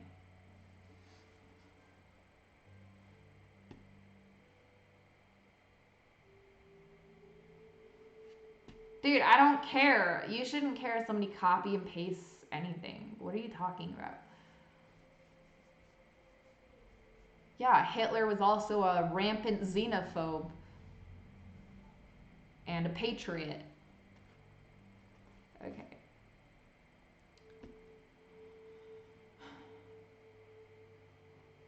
And you ask how he rose to power.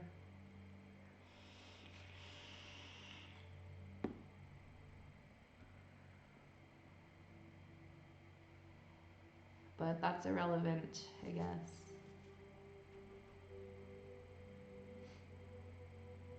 The hate rose to its climax. The voice of Goldstein had become an actual sheep's bleat, and for an instant, the face changed to that of a sheep. When the sheep face melted into the figure of a Eurasian soldier who seemed to be advancing, huge and terrible, his submachine gun roaring and seeming to spring out of the surface of the screen, so that some of the people in the front row actually flinched backwards in their seats.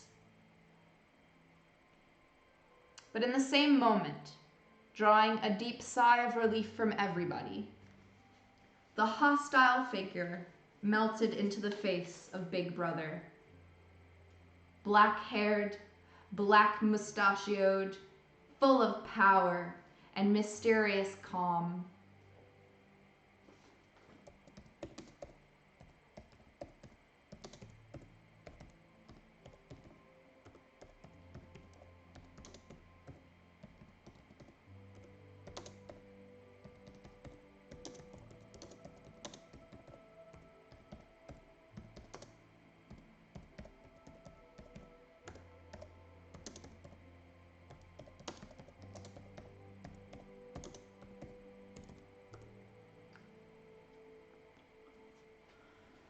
Black-haired, black-mustachioed, full of power and mysterious calm, and so vast that it almost filled up the screen. Nobody heard what Big Brother said. It was merely a few words of encouragement, the sort of words that are uttered in the din of battle.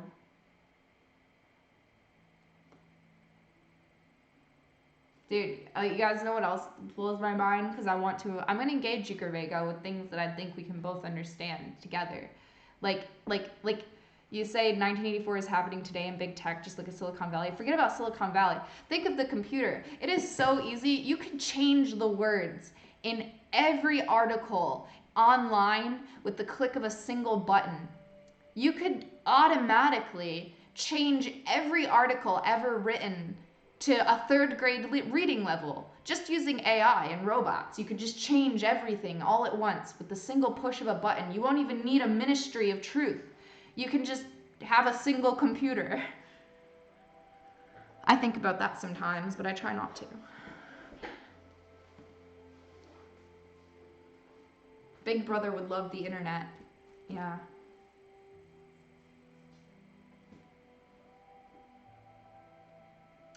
Nobody heard what he said. It was a few words of encouragement. The sort of words that are uttered in the din of battle. Okay, I guess me and Gervega can't understand anything together. Okay. Well, maybe I understand him more than he understands me. Same goes to all of you.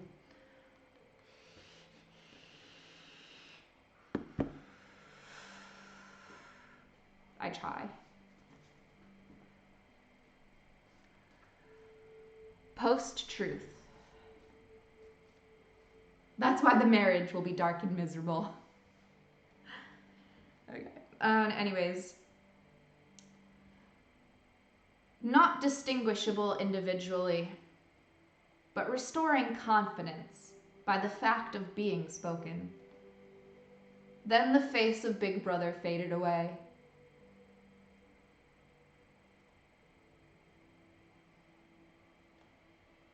And instead, the three slogans of the party stood out in bold capitals. War is peace. Freedom is slavery. Ignorance is strength.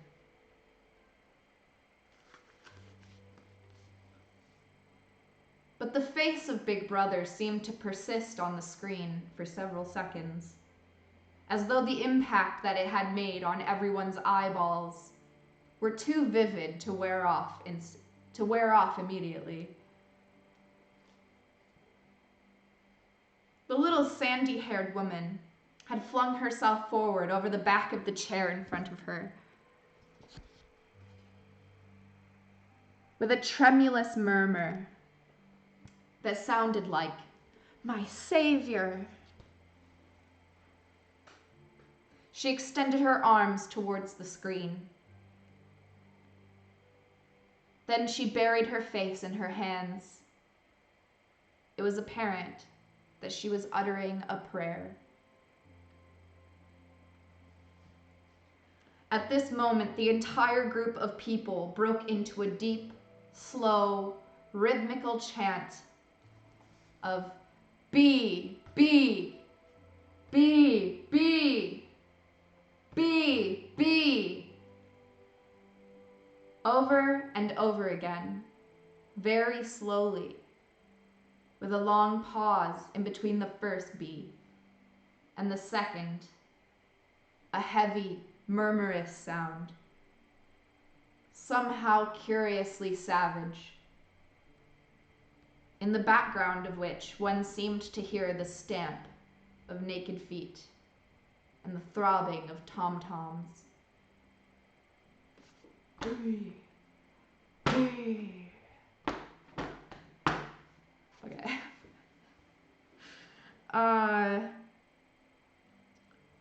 For perhaps as much as 30 seconds, they kept it up. It was a refrain that was often heard in moments of overwhelming emotion. Partly, it was sort of a hymn to the wisdom and majesty of Big Brother. But still more, it was an act of self-hypnosis. A deliberate drowning of consciousness by means of rhythmic noise. Self-hypnosis. Winston's entrails seemed to grow cold. In the 2 minutes' hate, he could not help sharing in the general delirium.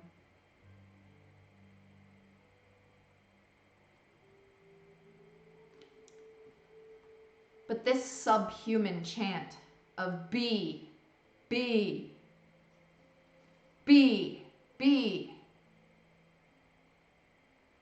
always filled him with horror. Of course, he chanted with the rest. It was impossible to do otherwise. To dissemble your feelings, to control your face, to do what everyone else was doing, was an instinctive reaction. But there was a space of a couple seconds, during which the expression in his eyes might conceivably have betrayed him. And it was exactly at this moment that the significant thing happened, if indeed it did happen. Momentarily, he caught O'Brien's eyes.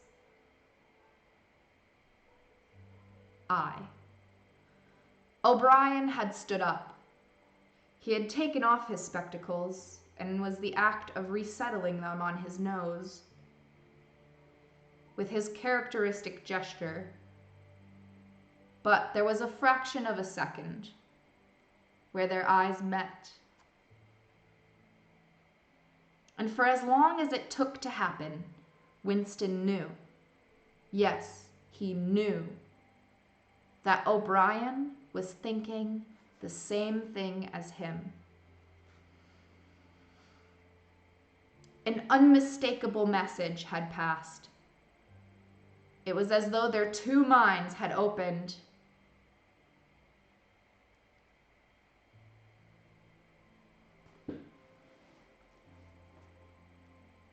It was as though their two minds had opened, and the thoughts were flowing from one into the other through their eyes. Sexy Brian.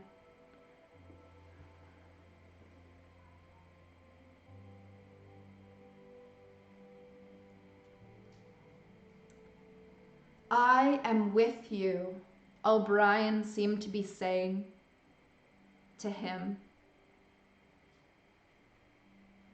I know precisely what you are feeling. I know all about your contempt, your hatred, your disgust. But don't worry, I am on your side. And then the flash of intelligence was gone, and O'Brien's face was as inscrutable as everyone else's. That was all. And he was already uncertain whether it had happened. Such incidents never had any sequel. All that they did was keep alive in him the belief or hope that others besides him were enemies of the party. Perhaps the rumors of vast underground conspiracies were true. After all, perhaps the Brotherhood really existed. It was impossible, in spite of the endless arrests and confessions and executions,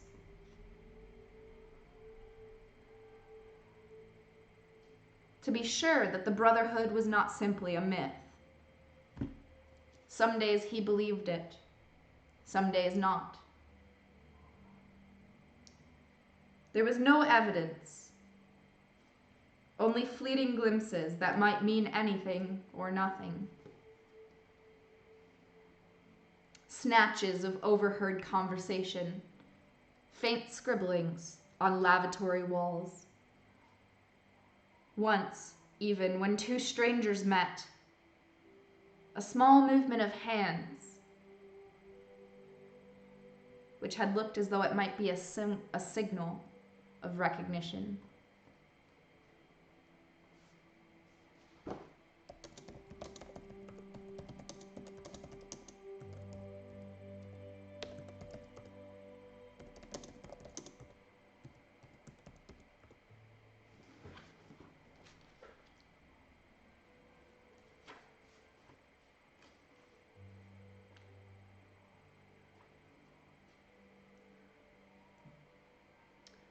It looks like it might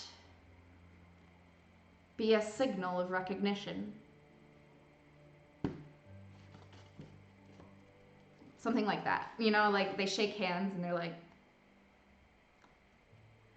and you're like, whoa, what was that? I don't know if I even really saw that.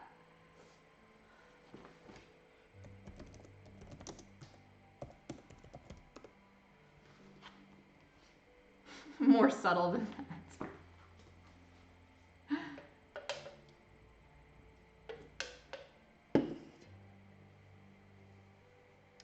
Listen, I don't give a fuck what you believe in. Fuck you. And fuck it too. Fuck you all. Fuck you all to death. Alright, it was all guesswork. Likely he had imagined everything. I wouldn't fuck you.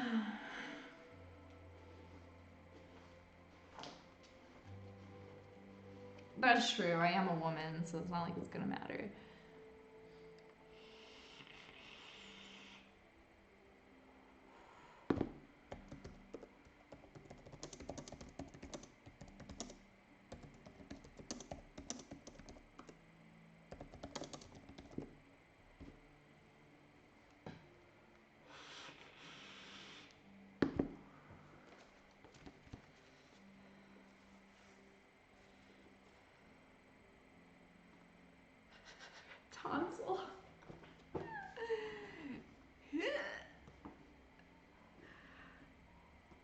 I could go read in the kitchen if you'd still listen.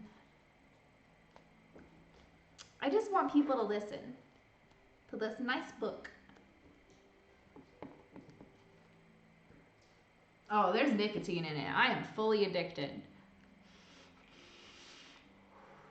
Ready to die. Okay, how about you read the Constitution? Maybe I will. Maybe I will.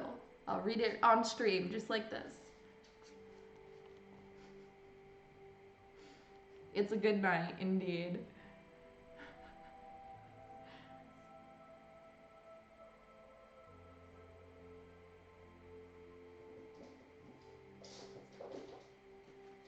I mean, you can tell me what I believe, or I can tell you. I don't know, man. It's just hard lives, aren't they?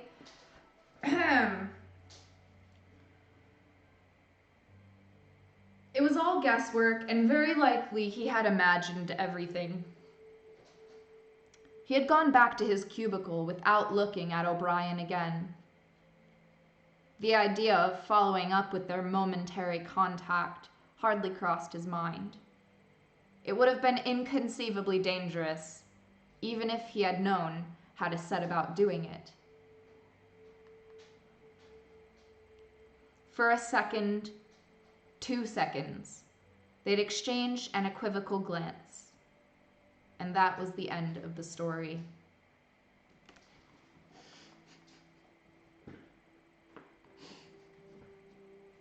All right, guys, good night.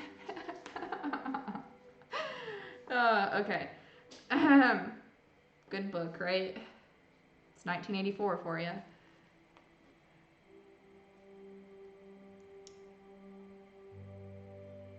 And that was the end of the story.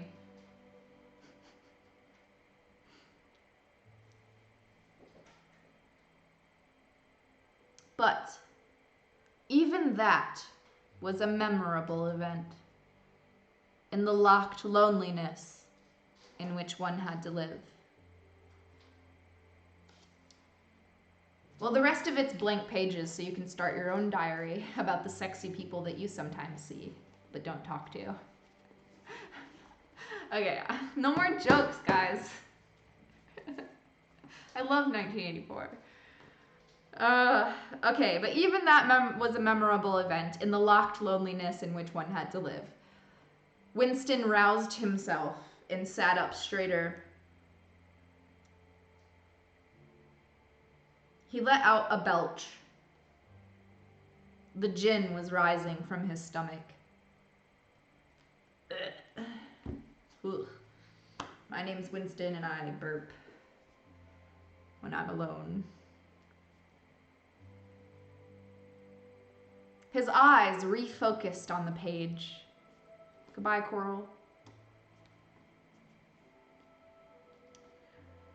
He discovered that while he sat helplessly musing, he had also been writing, as though by automatic action.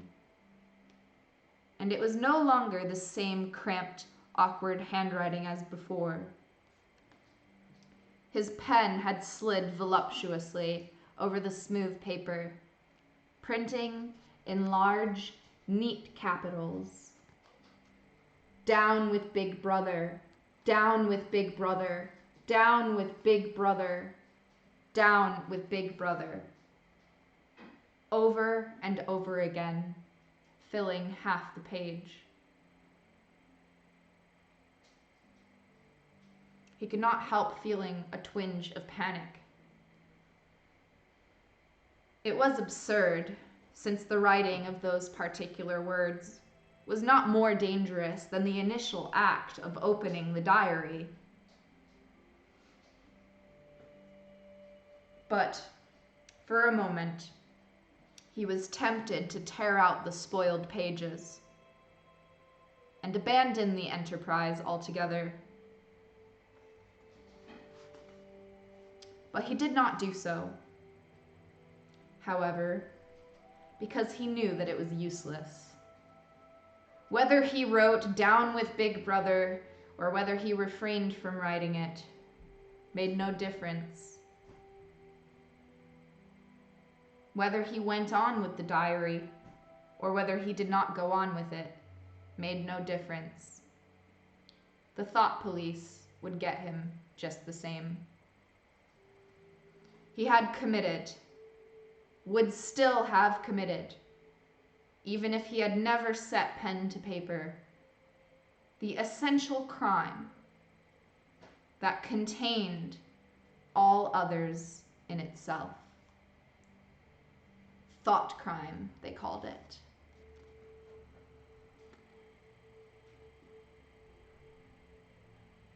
Thought crime was not a thing that could be concealed forever.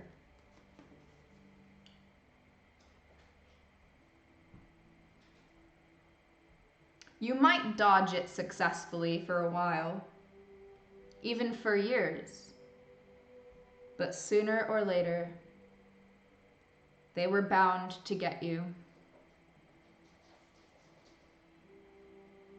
It was always at night. The arrests invariably happened at night.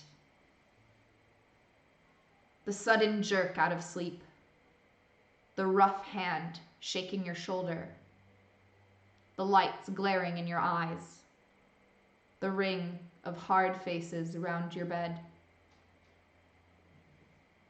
In the vast majority of cases, there was no trial, no report of the arrest.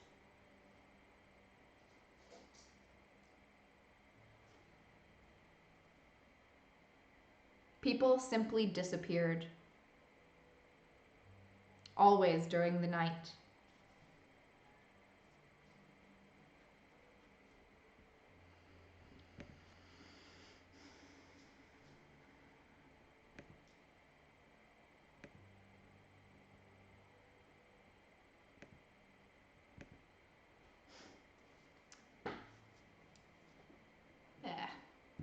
Forget about him.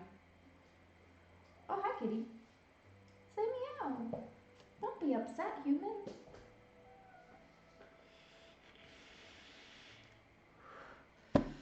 They did this in Nazi Germany as well. They vaporized people, or they called it vanishing in the mist, when you just disappeared and there was no news, there was no announcement, you just vanished. Vanished into the mist. Poof.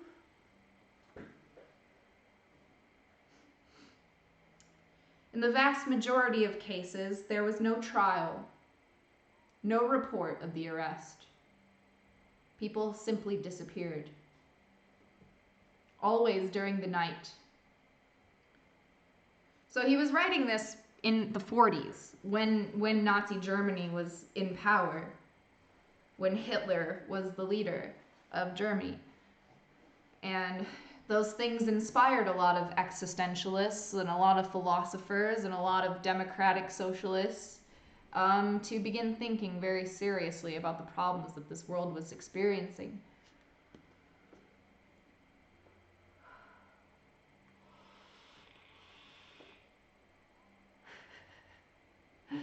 Oh my God, okay.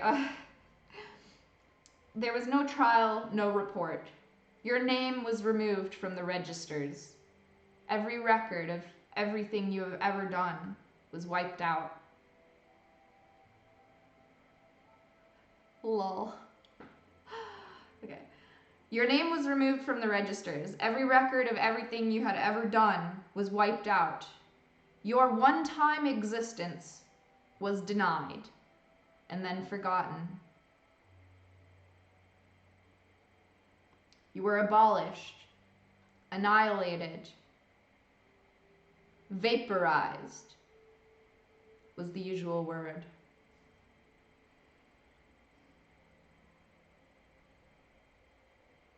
Nobody tell him. Vaporized was the usual word.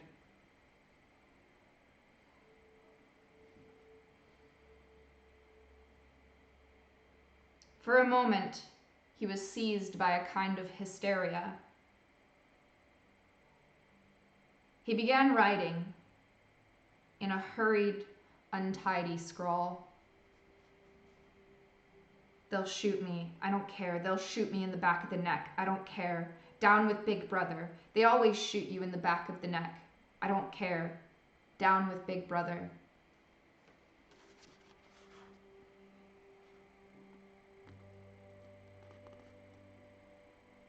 They'll shoot me. I don't care. They'll shoot me in the back of the neck. I don't care. Down with Big Brother. They always shoot you in the back of the neck. I don't care.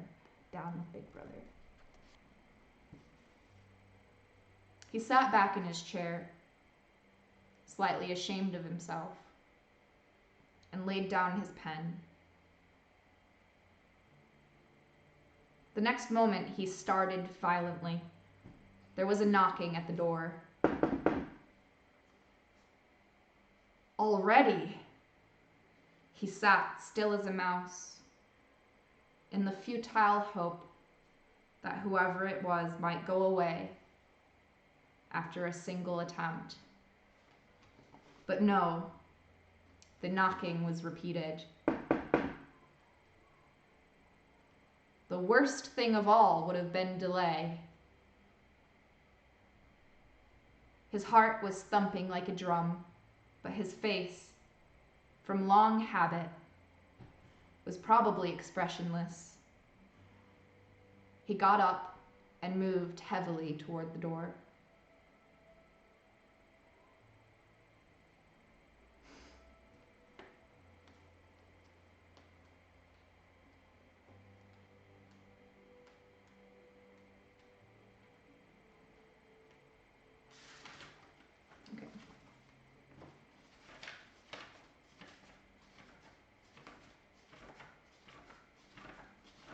Jesus fucking Christ. Oh wait, did they just not denominate chapters like they did the first one? Okay, I think we're on chapter 2 now. They moved heavily towards the door. Okay, that was a great moment to pause for a second and I have to go to the bathroom and open a beer. So enjoy yourselves, chat. Go do your own bathrooming and beering and snacking. Mine too, what?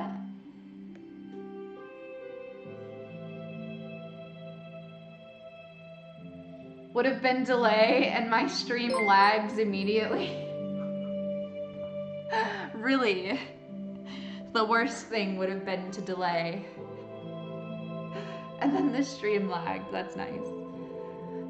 Maladroit Moose, thank you for 9 gifted subs, goddamn. I'm gonna go to the little ladies' room. I know, sometimes I think they really are watching. I don't know who they are. Maybe they're friendly.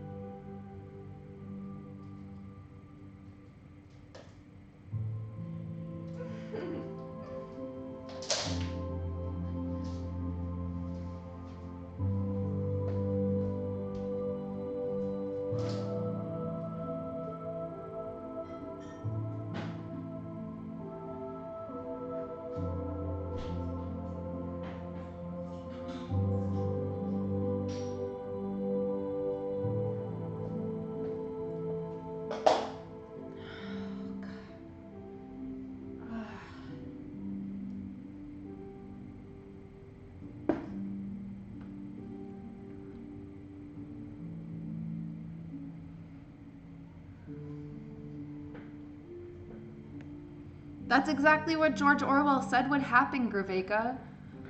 Can we shake hands now? Can you begin to listen? There are things you do not know yet in this world, old man.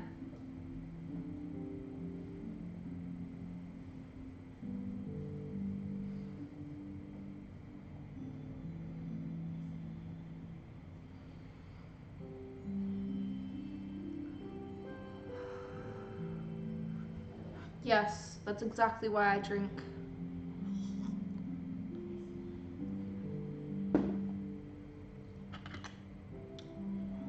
Yes.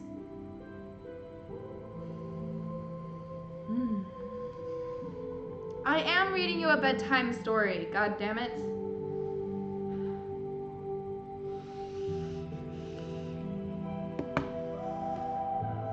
Can you not hear the soothing music?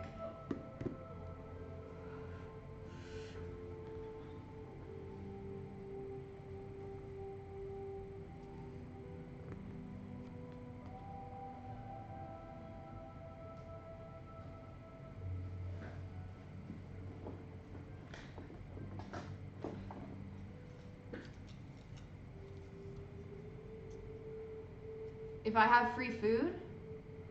No, I pay. I pay for everything. Now give me your food and all of your toilet paper, or die. My coins are lead. Ha ha ha.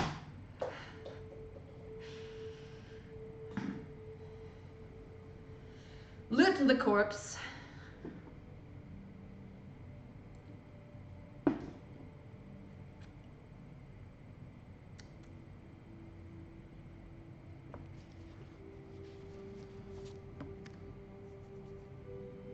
Chapter 2.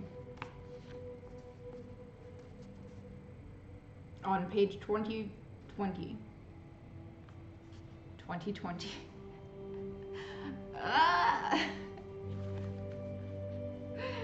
Okay, as he put his hand to the doorknob, Winston saw that he had left the diary open on the table. Down with Big Brother was written all over it, in letters almost big enough to be seen across the room. It was an inconceivably stupid thing to have done. But he realized, even in his panic, that he had not wanted to smudge the creamy paper by shutting the book while the ink was still wet.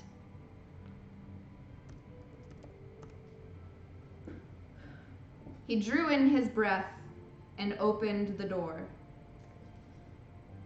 Instantly, a warm wave of relief flowed through him. A colorless, crushed-looking woman with wispy hair and a lined face was standing outside. "Oh, comrade," she began in a dreary, whining sort of voice. I thought it was boring too. It's worth reading. I got through it eventually. It took me 4 years to read this book. The first time I got probably about a chapter or 3 in, and I closed it, and I didn't try to read it again until 4 years later. And then I read it all on a website. I scrolled through the entire book in a few days just to get it over with. So please stop thinking you're all original thinkers and shut the fuck up. Ugh. Okay. Blah, blah, blah. "Oh, comrade," she began in a dreary, whining sort of voice. "I thought I heard you come in. Do you think you could come across and have a look at our kitchen sink? It's got blocked up, and it was Mrs. Parsons, the wife of a neighbor on the same floor."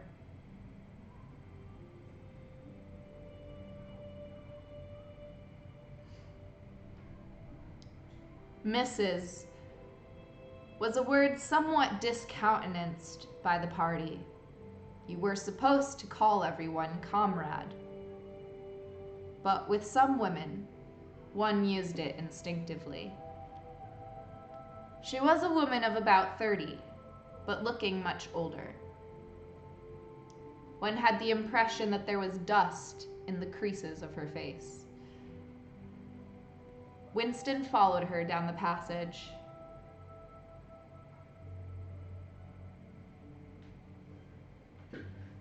These amateur repair jobs were an almost daily irritation.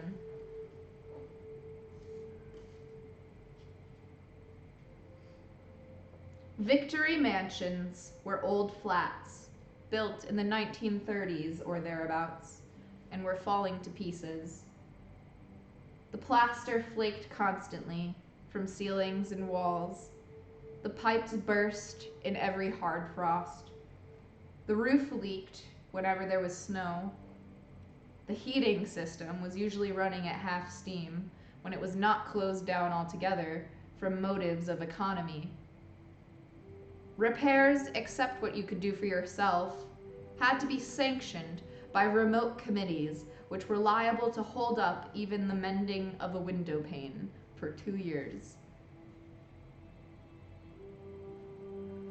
Of course, it's only because Tom isn't home, said Mrs. Parsons vaguely.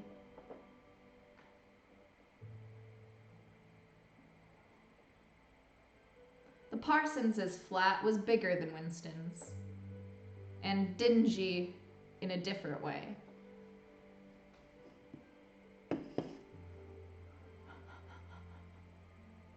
I'm sorry, George.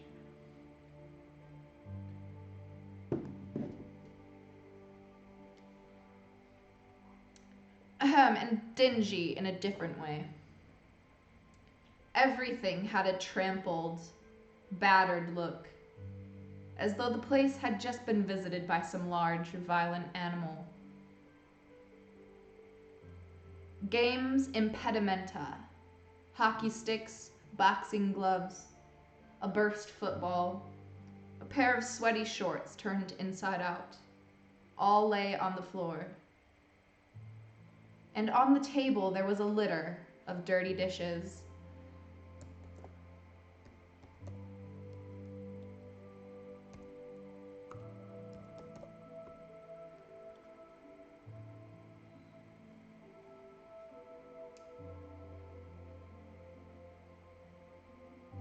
And on the table there was a litter of dirty dishes and dog-eared books. Dog-eared exercise books, excuse me.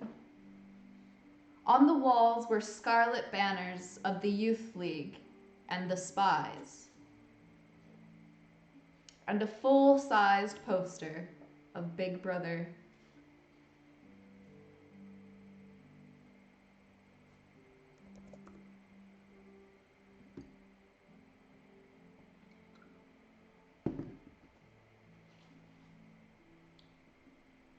There was the usual boiled cabbage smell, common to the whole building, but it was shot through with the sharper reek of sweat, which one knew this at first sniff, though it was hard to say how, was the sweat of some person not present in the room at the moment. In another room, someone with a comb and a piece of toilet paper was trying to keep tune with the military music, which was still issuing from the telescreen.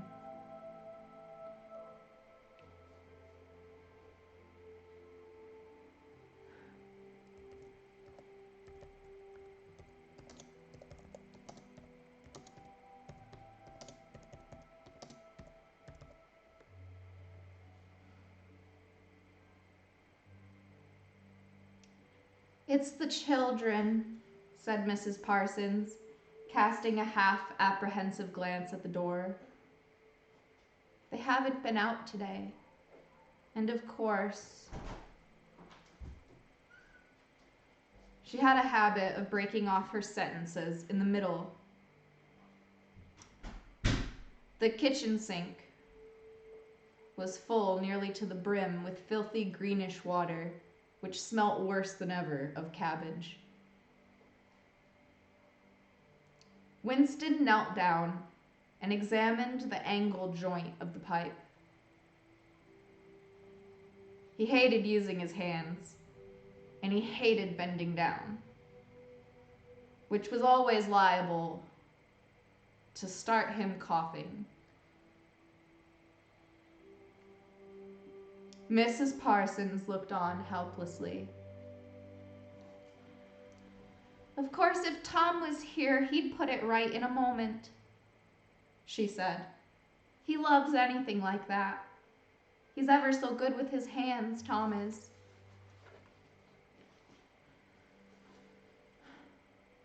Parsons was Winston's fellow employee at the Ministry of Truth. He was a fattish but active man of paralyzing stupidity, a mass of imbecile enthusiasms. One of those completely unquestioning, devoted drudges on whom, more even than on the thought police, the stability of the party depended. At 35, he had just been unwillingly evicted from the Youth League, and before graduating into the Youth League, he had managed to stay on in the Spies for a year beyond the statutory age. At the ministry, he was employed in some subordinate post, for which intelligence was not required. But on the other hand, he was a leading figure on the sports committee, and all the other committees engaged in organizing community hikes, spontaneous demonstrations, saving campaigns, and voluntary activities generally. He would inform you with quiet pride, between whiffs of his pipe, that he had put in an appearance at the community center every evening for the past 4 years. An overpowering smell of sweat, a sort of unconscious testimony to the strenuousness of his life, followed him about wherever he went, and even remained behind him after he had gone.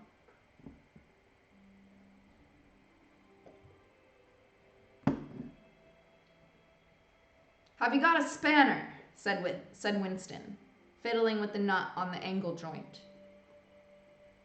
"A spanner," said Mrs. Parsons, immediately becoming invertebrate. "I don't know. I'm sure.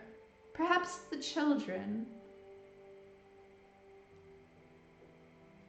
There was a trampling of boots, and another blast on the comb as the children charged into the living room.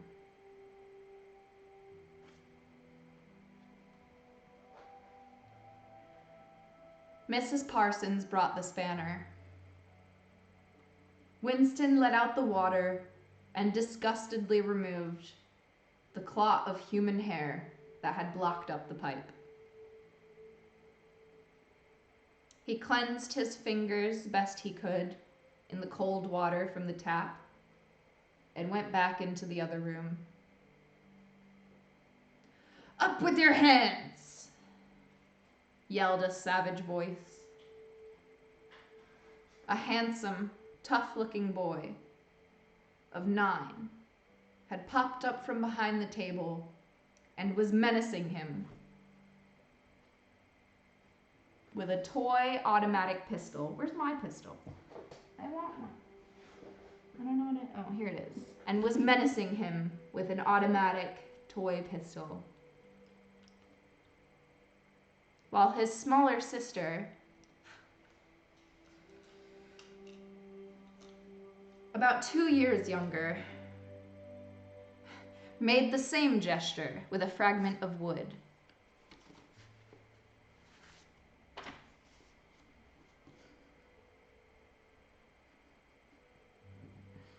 Both of them were dressed in the blue shorts, gray shirts, and red neckerchiefs, which were the uniform of the spies.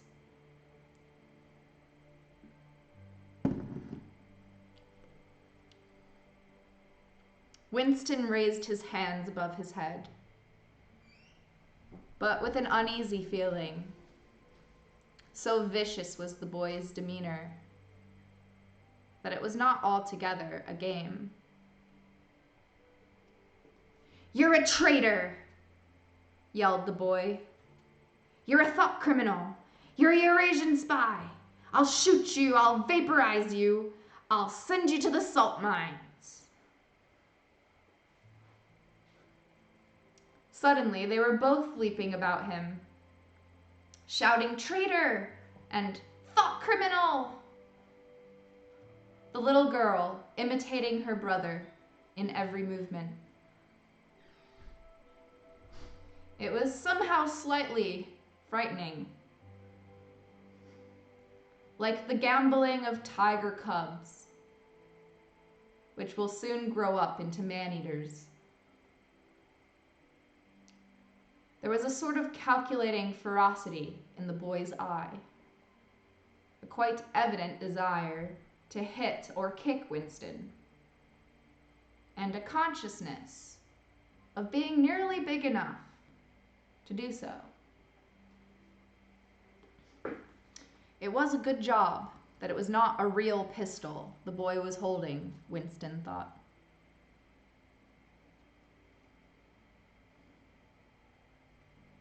Mrs. Parsons' eyes flitted nervously from Winston to the children and back again.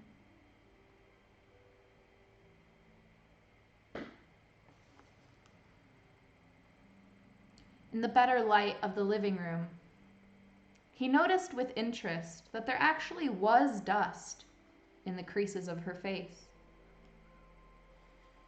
"They do get so noisy," she said. "They're disappointed because they couldn't go see the hanging. That's what it is. I'm too busy to take them, and Tom won't be back from work for some time." "Why can't we go and see the hanging?" roared the boy in his huge voice. "Want to see the hanging, want to see the hanging," chanted the little girl, still capering around.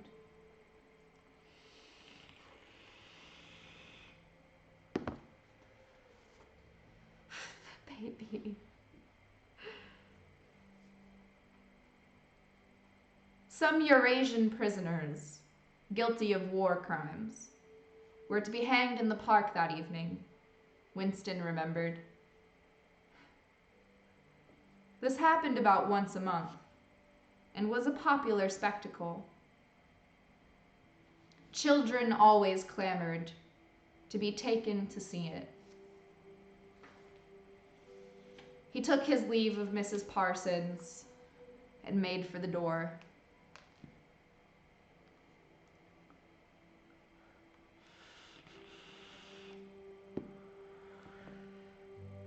But he had not gone 6 steps down the passage when something hit the back of his neck.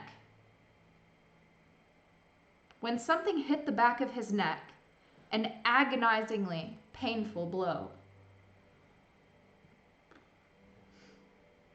He spun round just in time to see Mrs. Parsons dragging her son back into the doorway, while the boy pocketed a catapult.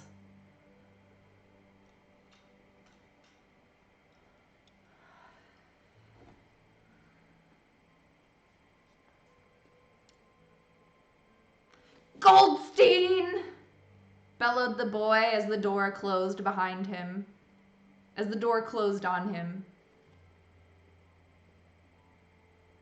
But what most struck Winston was the look of helpless fright on the woman's grayish face.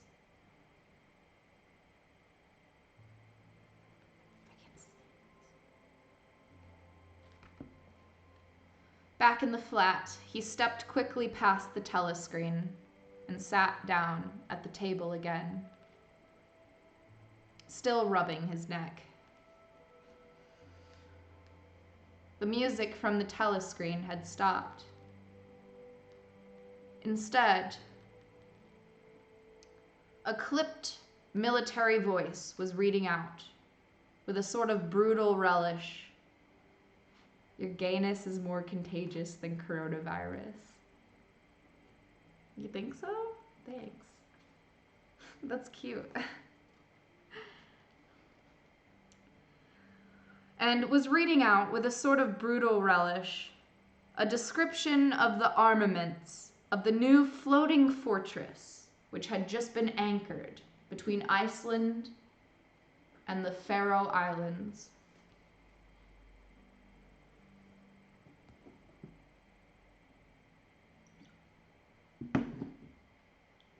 Relish. Why not mustard?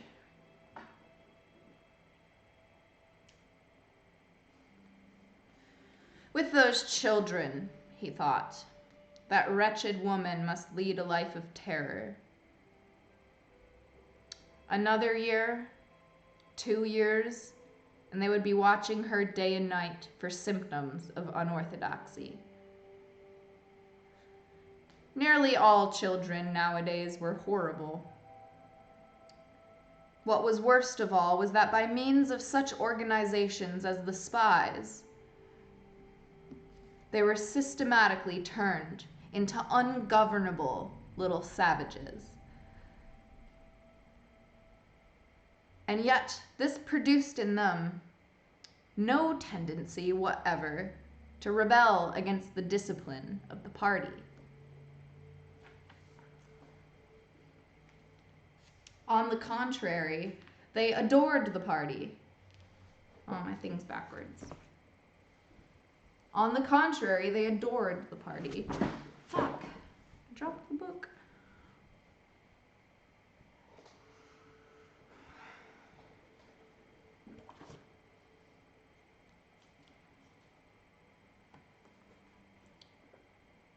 And everything connected with it. The songs, the processions, the banners, the hiking, the drilling with dummy rifles, the yelling of slogans, the worship of Big Brother. It was all a sort of glorious game to them. All their ferocity was turned outwards against the enemies of the state, against foreigners, traitors, saboteurs, thought criminals. It was almost normal for people over the age of 30 to be frightened of their own children. And with good reason. For hardly a week passed in which the Times did not carry a paragraph describing how some eavesdropping little sneak, child hero was the phrase generally used, had overheard some compromising remark and denounced his parents to the thought police.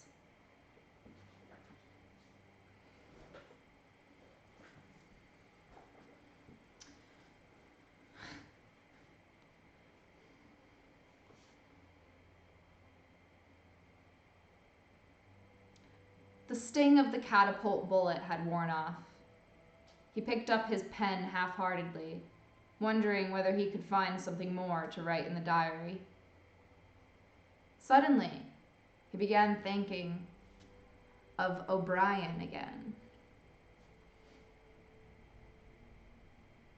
Years ago, how long was it?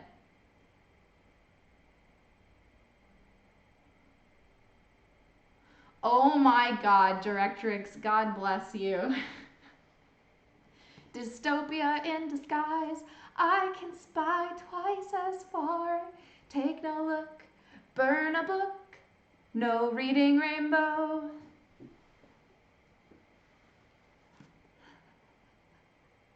You're killing them, dude. There's no hoops in Oceania. Hoops are for Eurasia.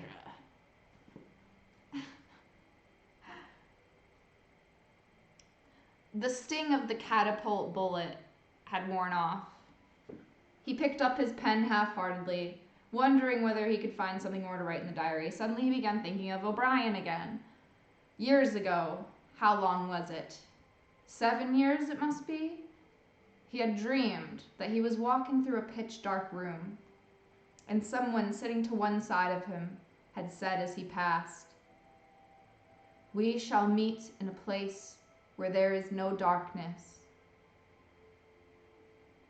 It was said very quietly, almost casually. A statement, not a command. He had walked on without pausing. What was curious was that at that time, in the dream, the words had not made much of an impression on him.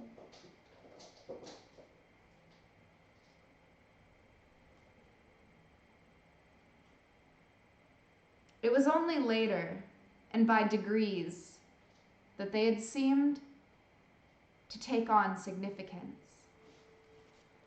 Thanks for showing me a new book to read. Need sleep, take it easy. Hey, you too. Nice to meet you, and I'm glad I could do that for you.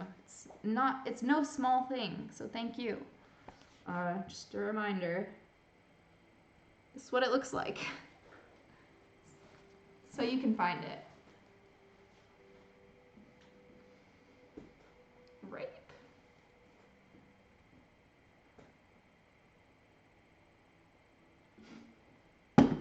Alright, I'm going to start from the beginning for Sweaty McTrashface.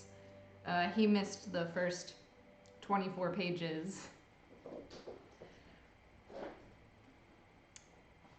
Ah, holy shit, it's been 3 hours? Oh god. Okay, it's alright. Go to bed, guys. I need to finish this chapter. Okay, there's only 2 more pages until chapter 3. It's an hour per chapter. Jeez. Yeah, the cat has been very distracting.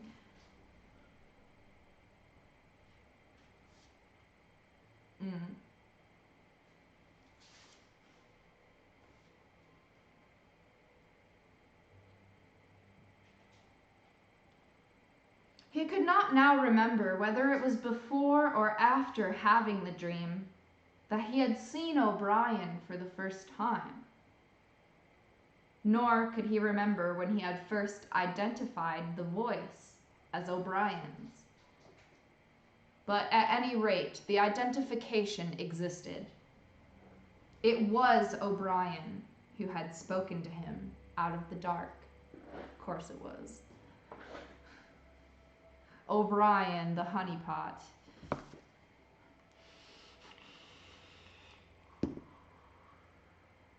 They say there are humans walking around without a glimpse of empathy in them. Oh, O'Brien, I could write songs about your sexiness. The angels sing of your prize fighter's physique.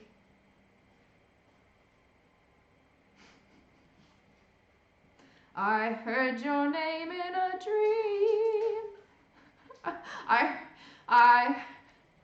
I heard your voice in a dream. Okay, I'm done.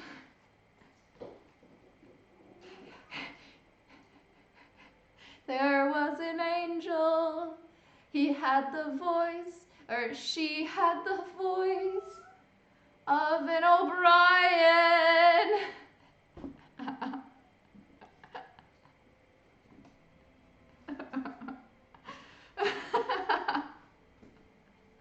Meow.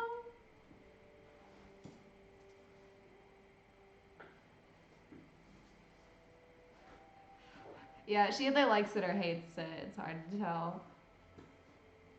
Aw, thank you.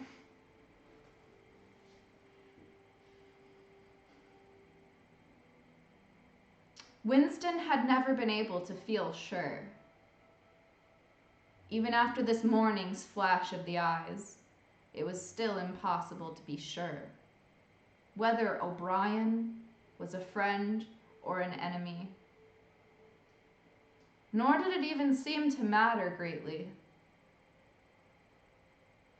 There was a link of understanding between them, more important than affection or partisanship.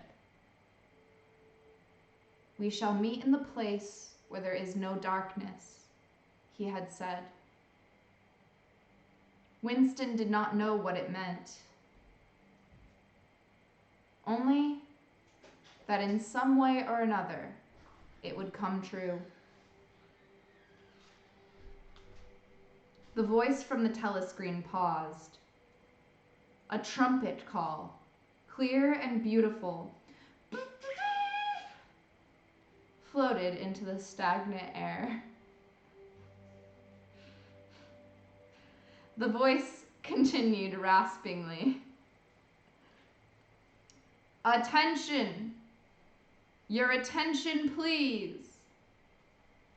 A newsflash has this moment arrived from the Malabar front. Our forces in South India have won a glorious victory. I am authorized to say that the action we are now reporting may well bring the war within measurable distance of its end. Here is the news flash." Bad news coming, thought Winston. And sure enough, following on a gory description of the annihilation of a Eurasian army.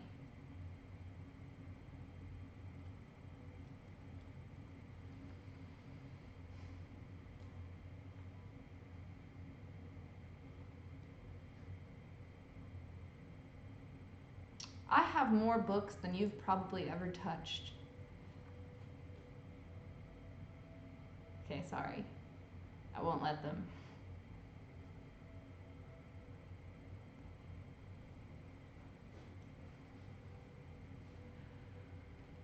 With stupendous figures of killed and prisoners, came the announcement that as from next week, oh God, okay, this is so much better if I stop pausing. And sure enough, following on a gory description of the annihilation of a Eurasian army with stupendous figures of killed and prisoners, came the announcement that, as from next week, the chocolate ration would be reduced from 30 grams to 20.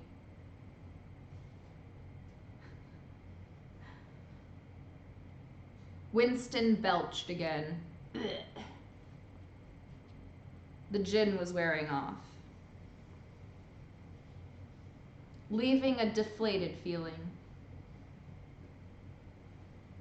The telescreen, perhaps to celebrate the victory, perhaps to drown the memory of the lost chocolate, crashed into "Oceania, 'tis for thee."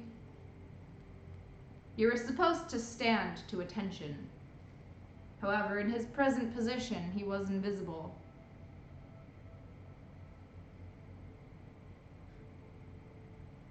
"Oceania, 'tis for thee" gave way to lighter music.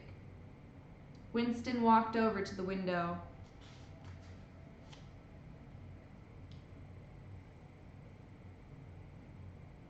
Keeping his back to the telescreen. The day was cold and clear.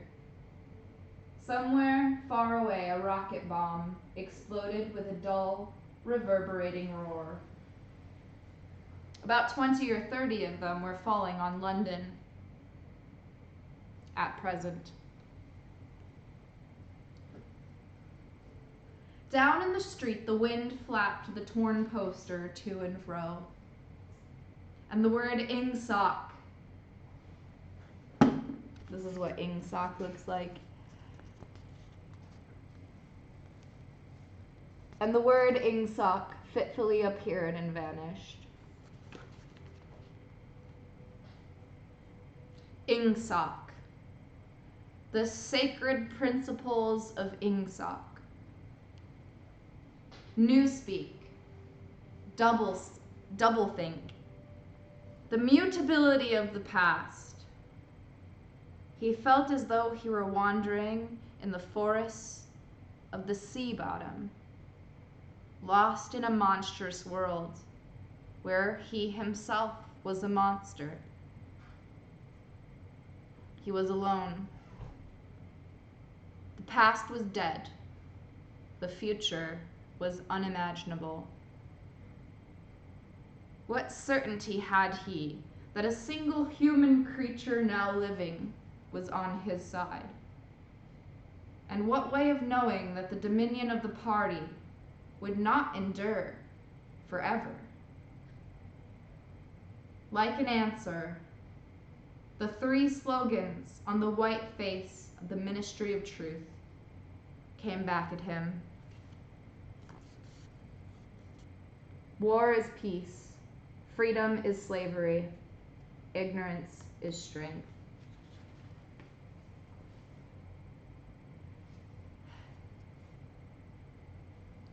Ooh.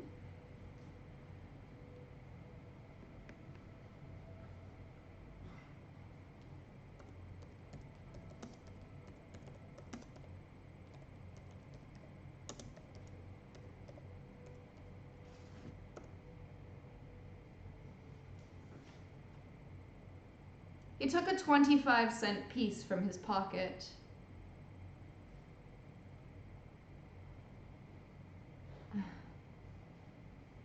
There too, in tiny clear lettering, the same slogans were inscribed. And on the other face of the coin, the head of Big Brother. What? Which one? War is peace, freedom is slavery, ignorance is strength. I like ignorance is strength.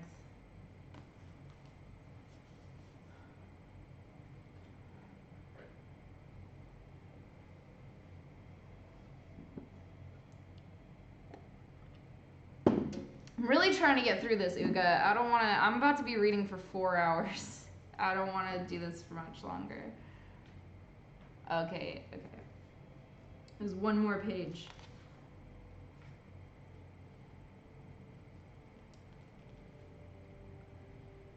And on the other face of the coin, the head of Big Brother. Even from the coin, the eyes pursued you. On coins, on stamps, on the covers of books, on banners, on posters, and on the wrapping of a cigarette packet. Everywhere. Always the eyes watching you. And the voice enveloping you. Asleep or awake, working or eating, indoors or out of doors, in the bath or in bed, no escape. Nothing was your own, except the few cubic centimeters inside of your skull. The sun had shifted round, and the myriad windows of the Ministry of Truth, with the light no longer shining on them, looked grim as the loopholes of a fortress. His heart quailed before the enormous pyramidal shape. It was too strong. It could not be stormed. 1,000 rocket bombs would not batter it down. He wondered again for whom he was writing the diary. For the future, for the past, for an age that might be imaginary. And in front of him, there lay not death, but annihilation. The diary would be reduced to ashes. and himself to vapor. Only the thought police would read what he had written before they wiped it out of existence and out of memory. How could you make an appeal to the future when not a trace of you, not even an anonymous word scribbled on a piece of paper, could physically survive?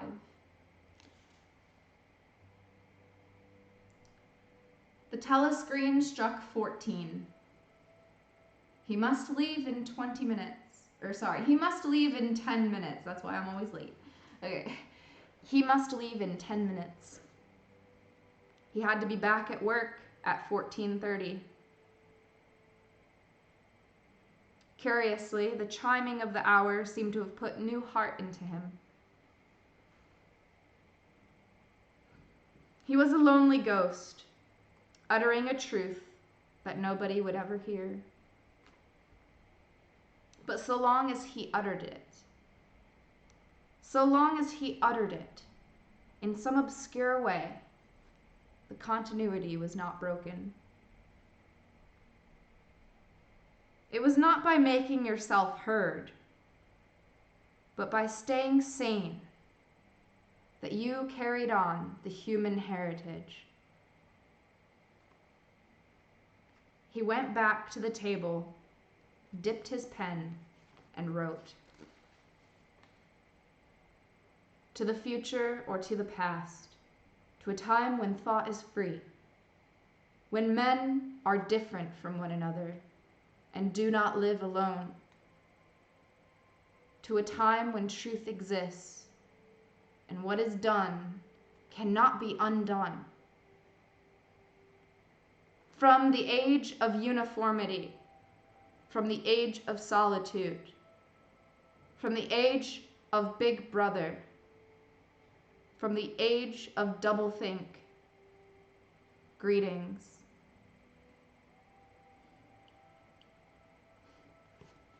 He was already dead, he reflected. It seemed to him that it was only now, when he had begun to be able to formulate his thoughts, that he had taken the decisive step. The consequences of every act are included in the act itself.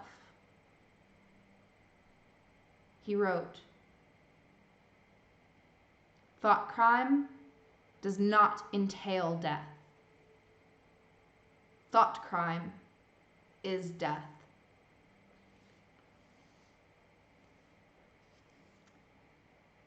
Now that he had recognized himself as a dead man, it became important to stay alive as long as possible. Live like you died yesterday, chat. And now that he recognized himself as a dead man, it became important to stay alive as long as possible. 2 fingers of his right hand were ink-stained.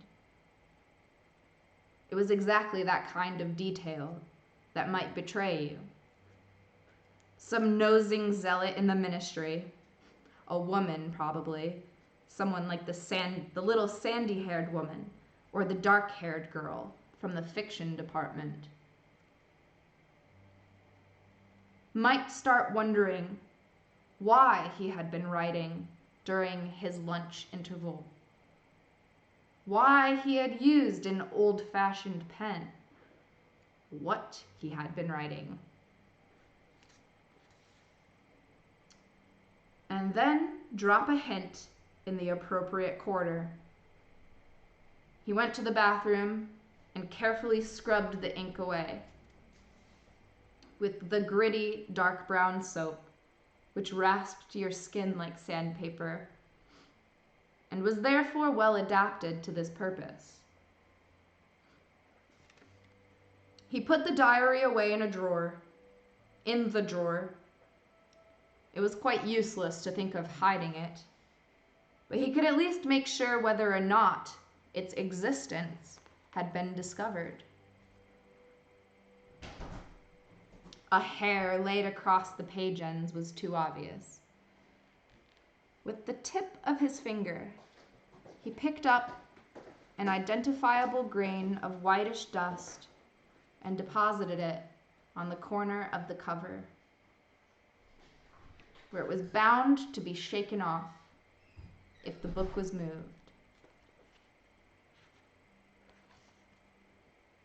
That's the end of chapter 2 on page 29.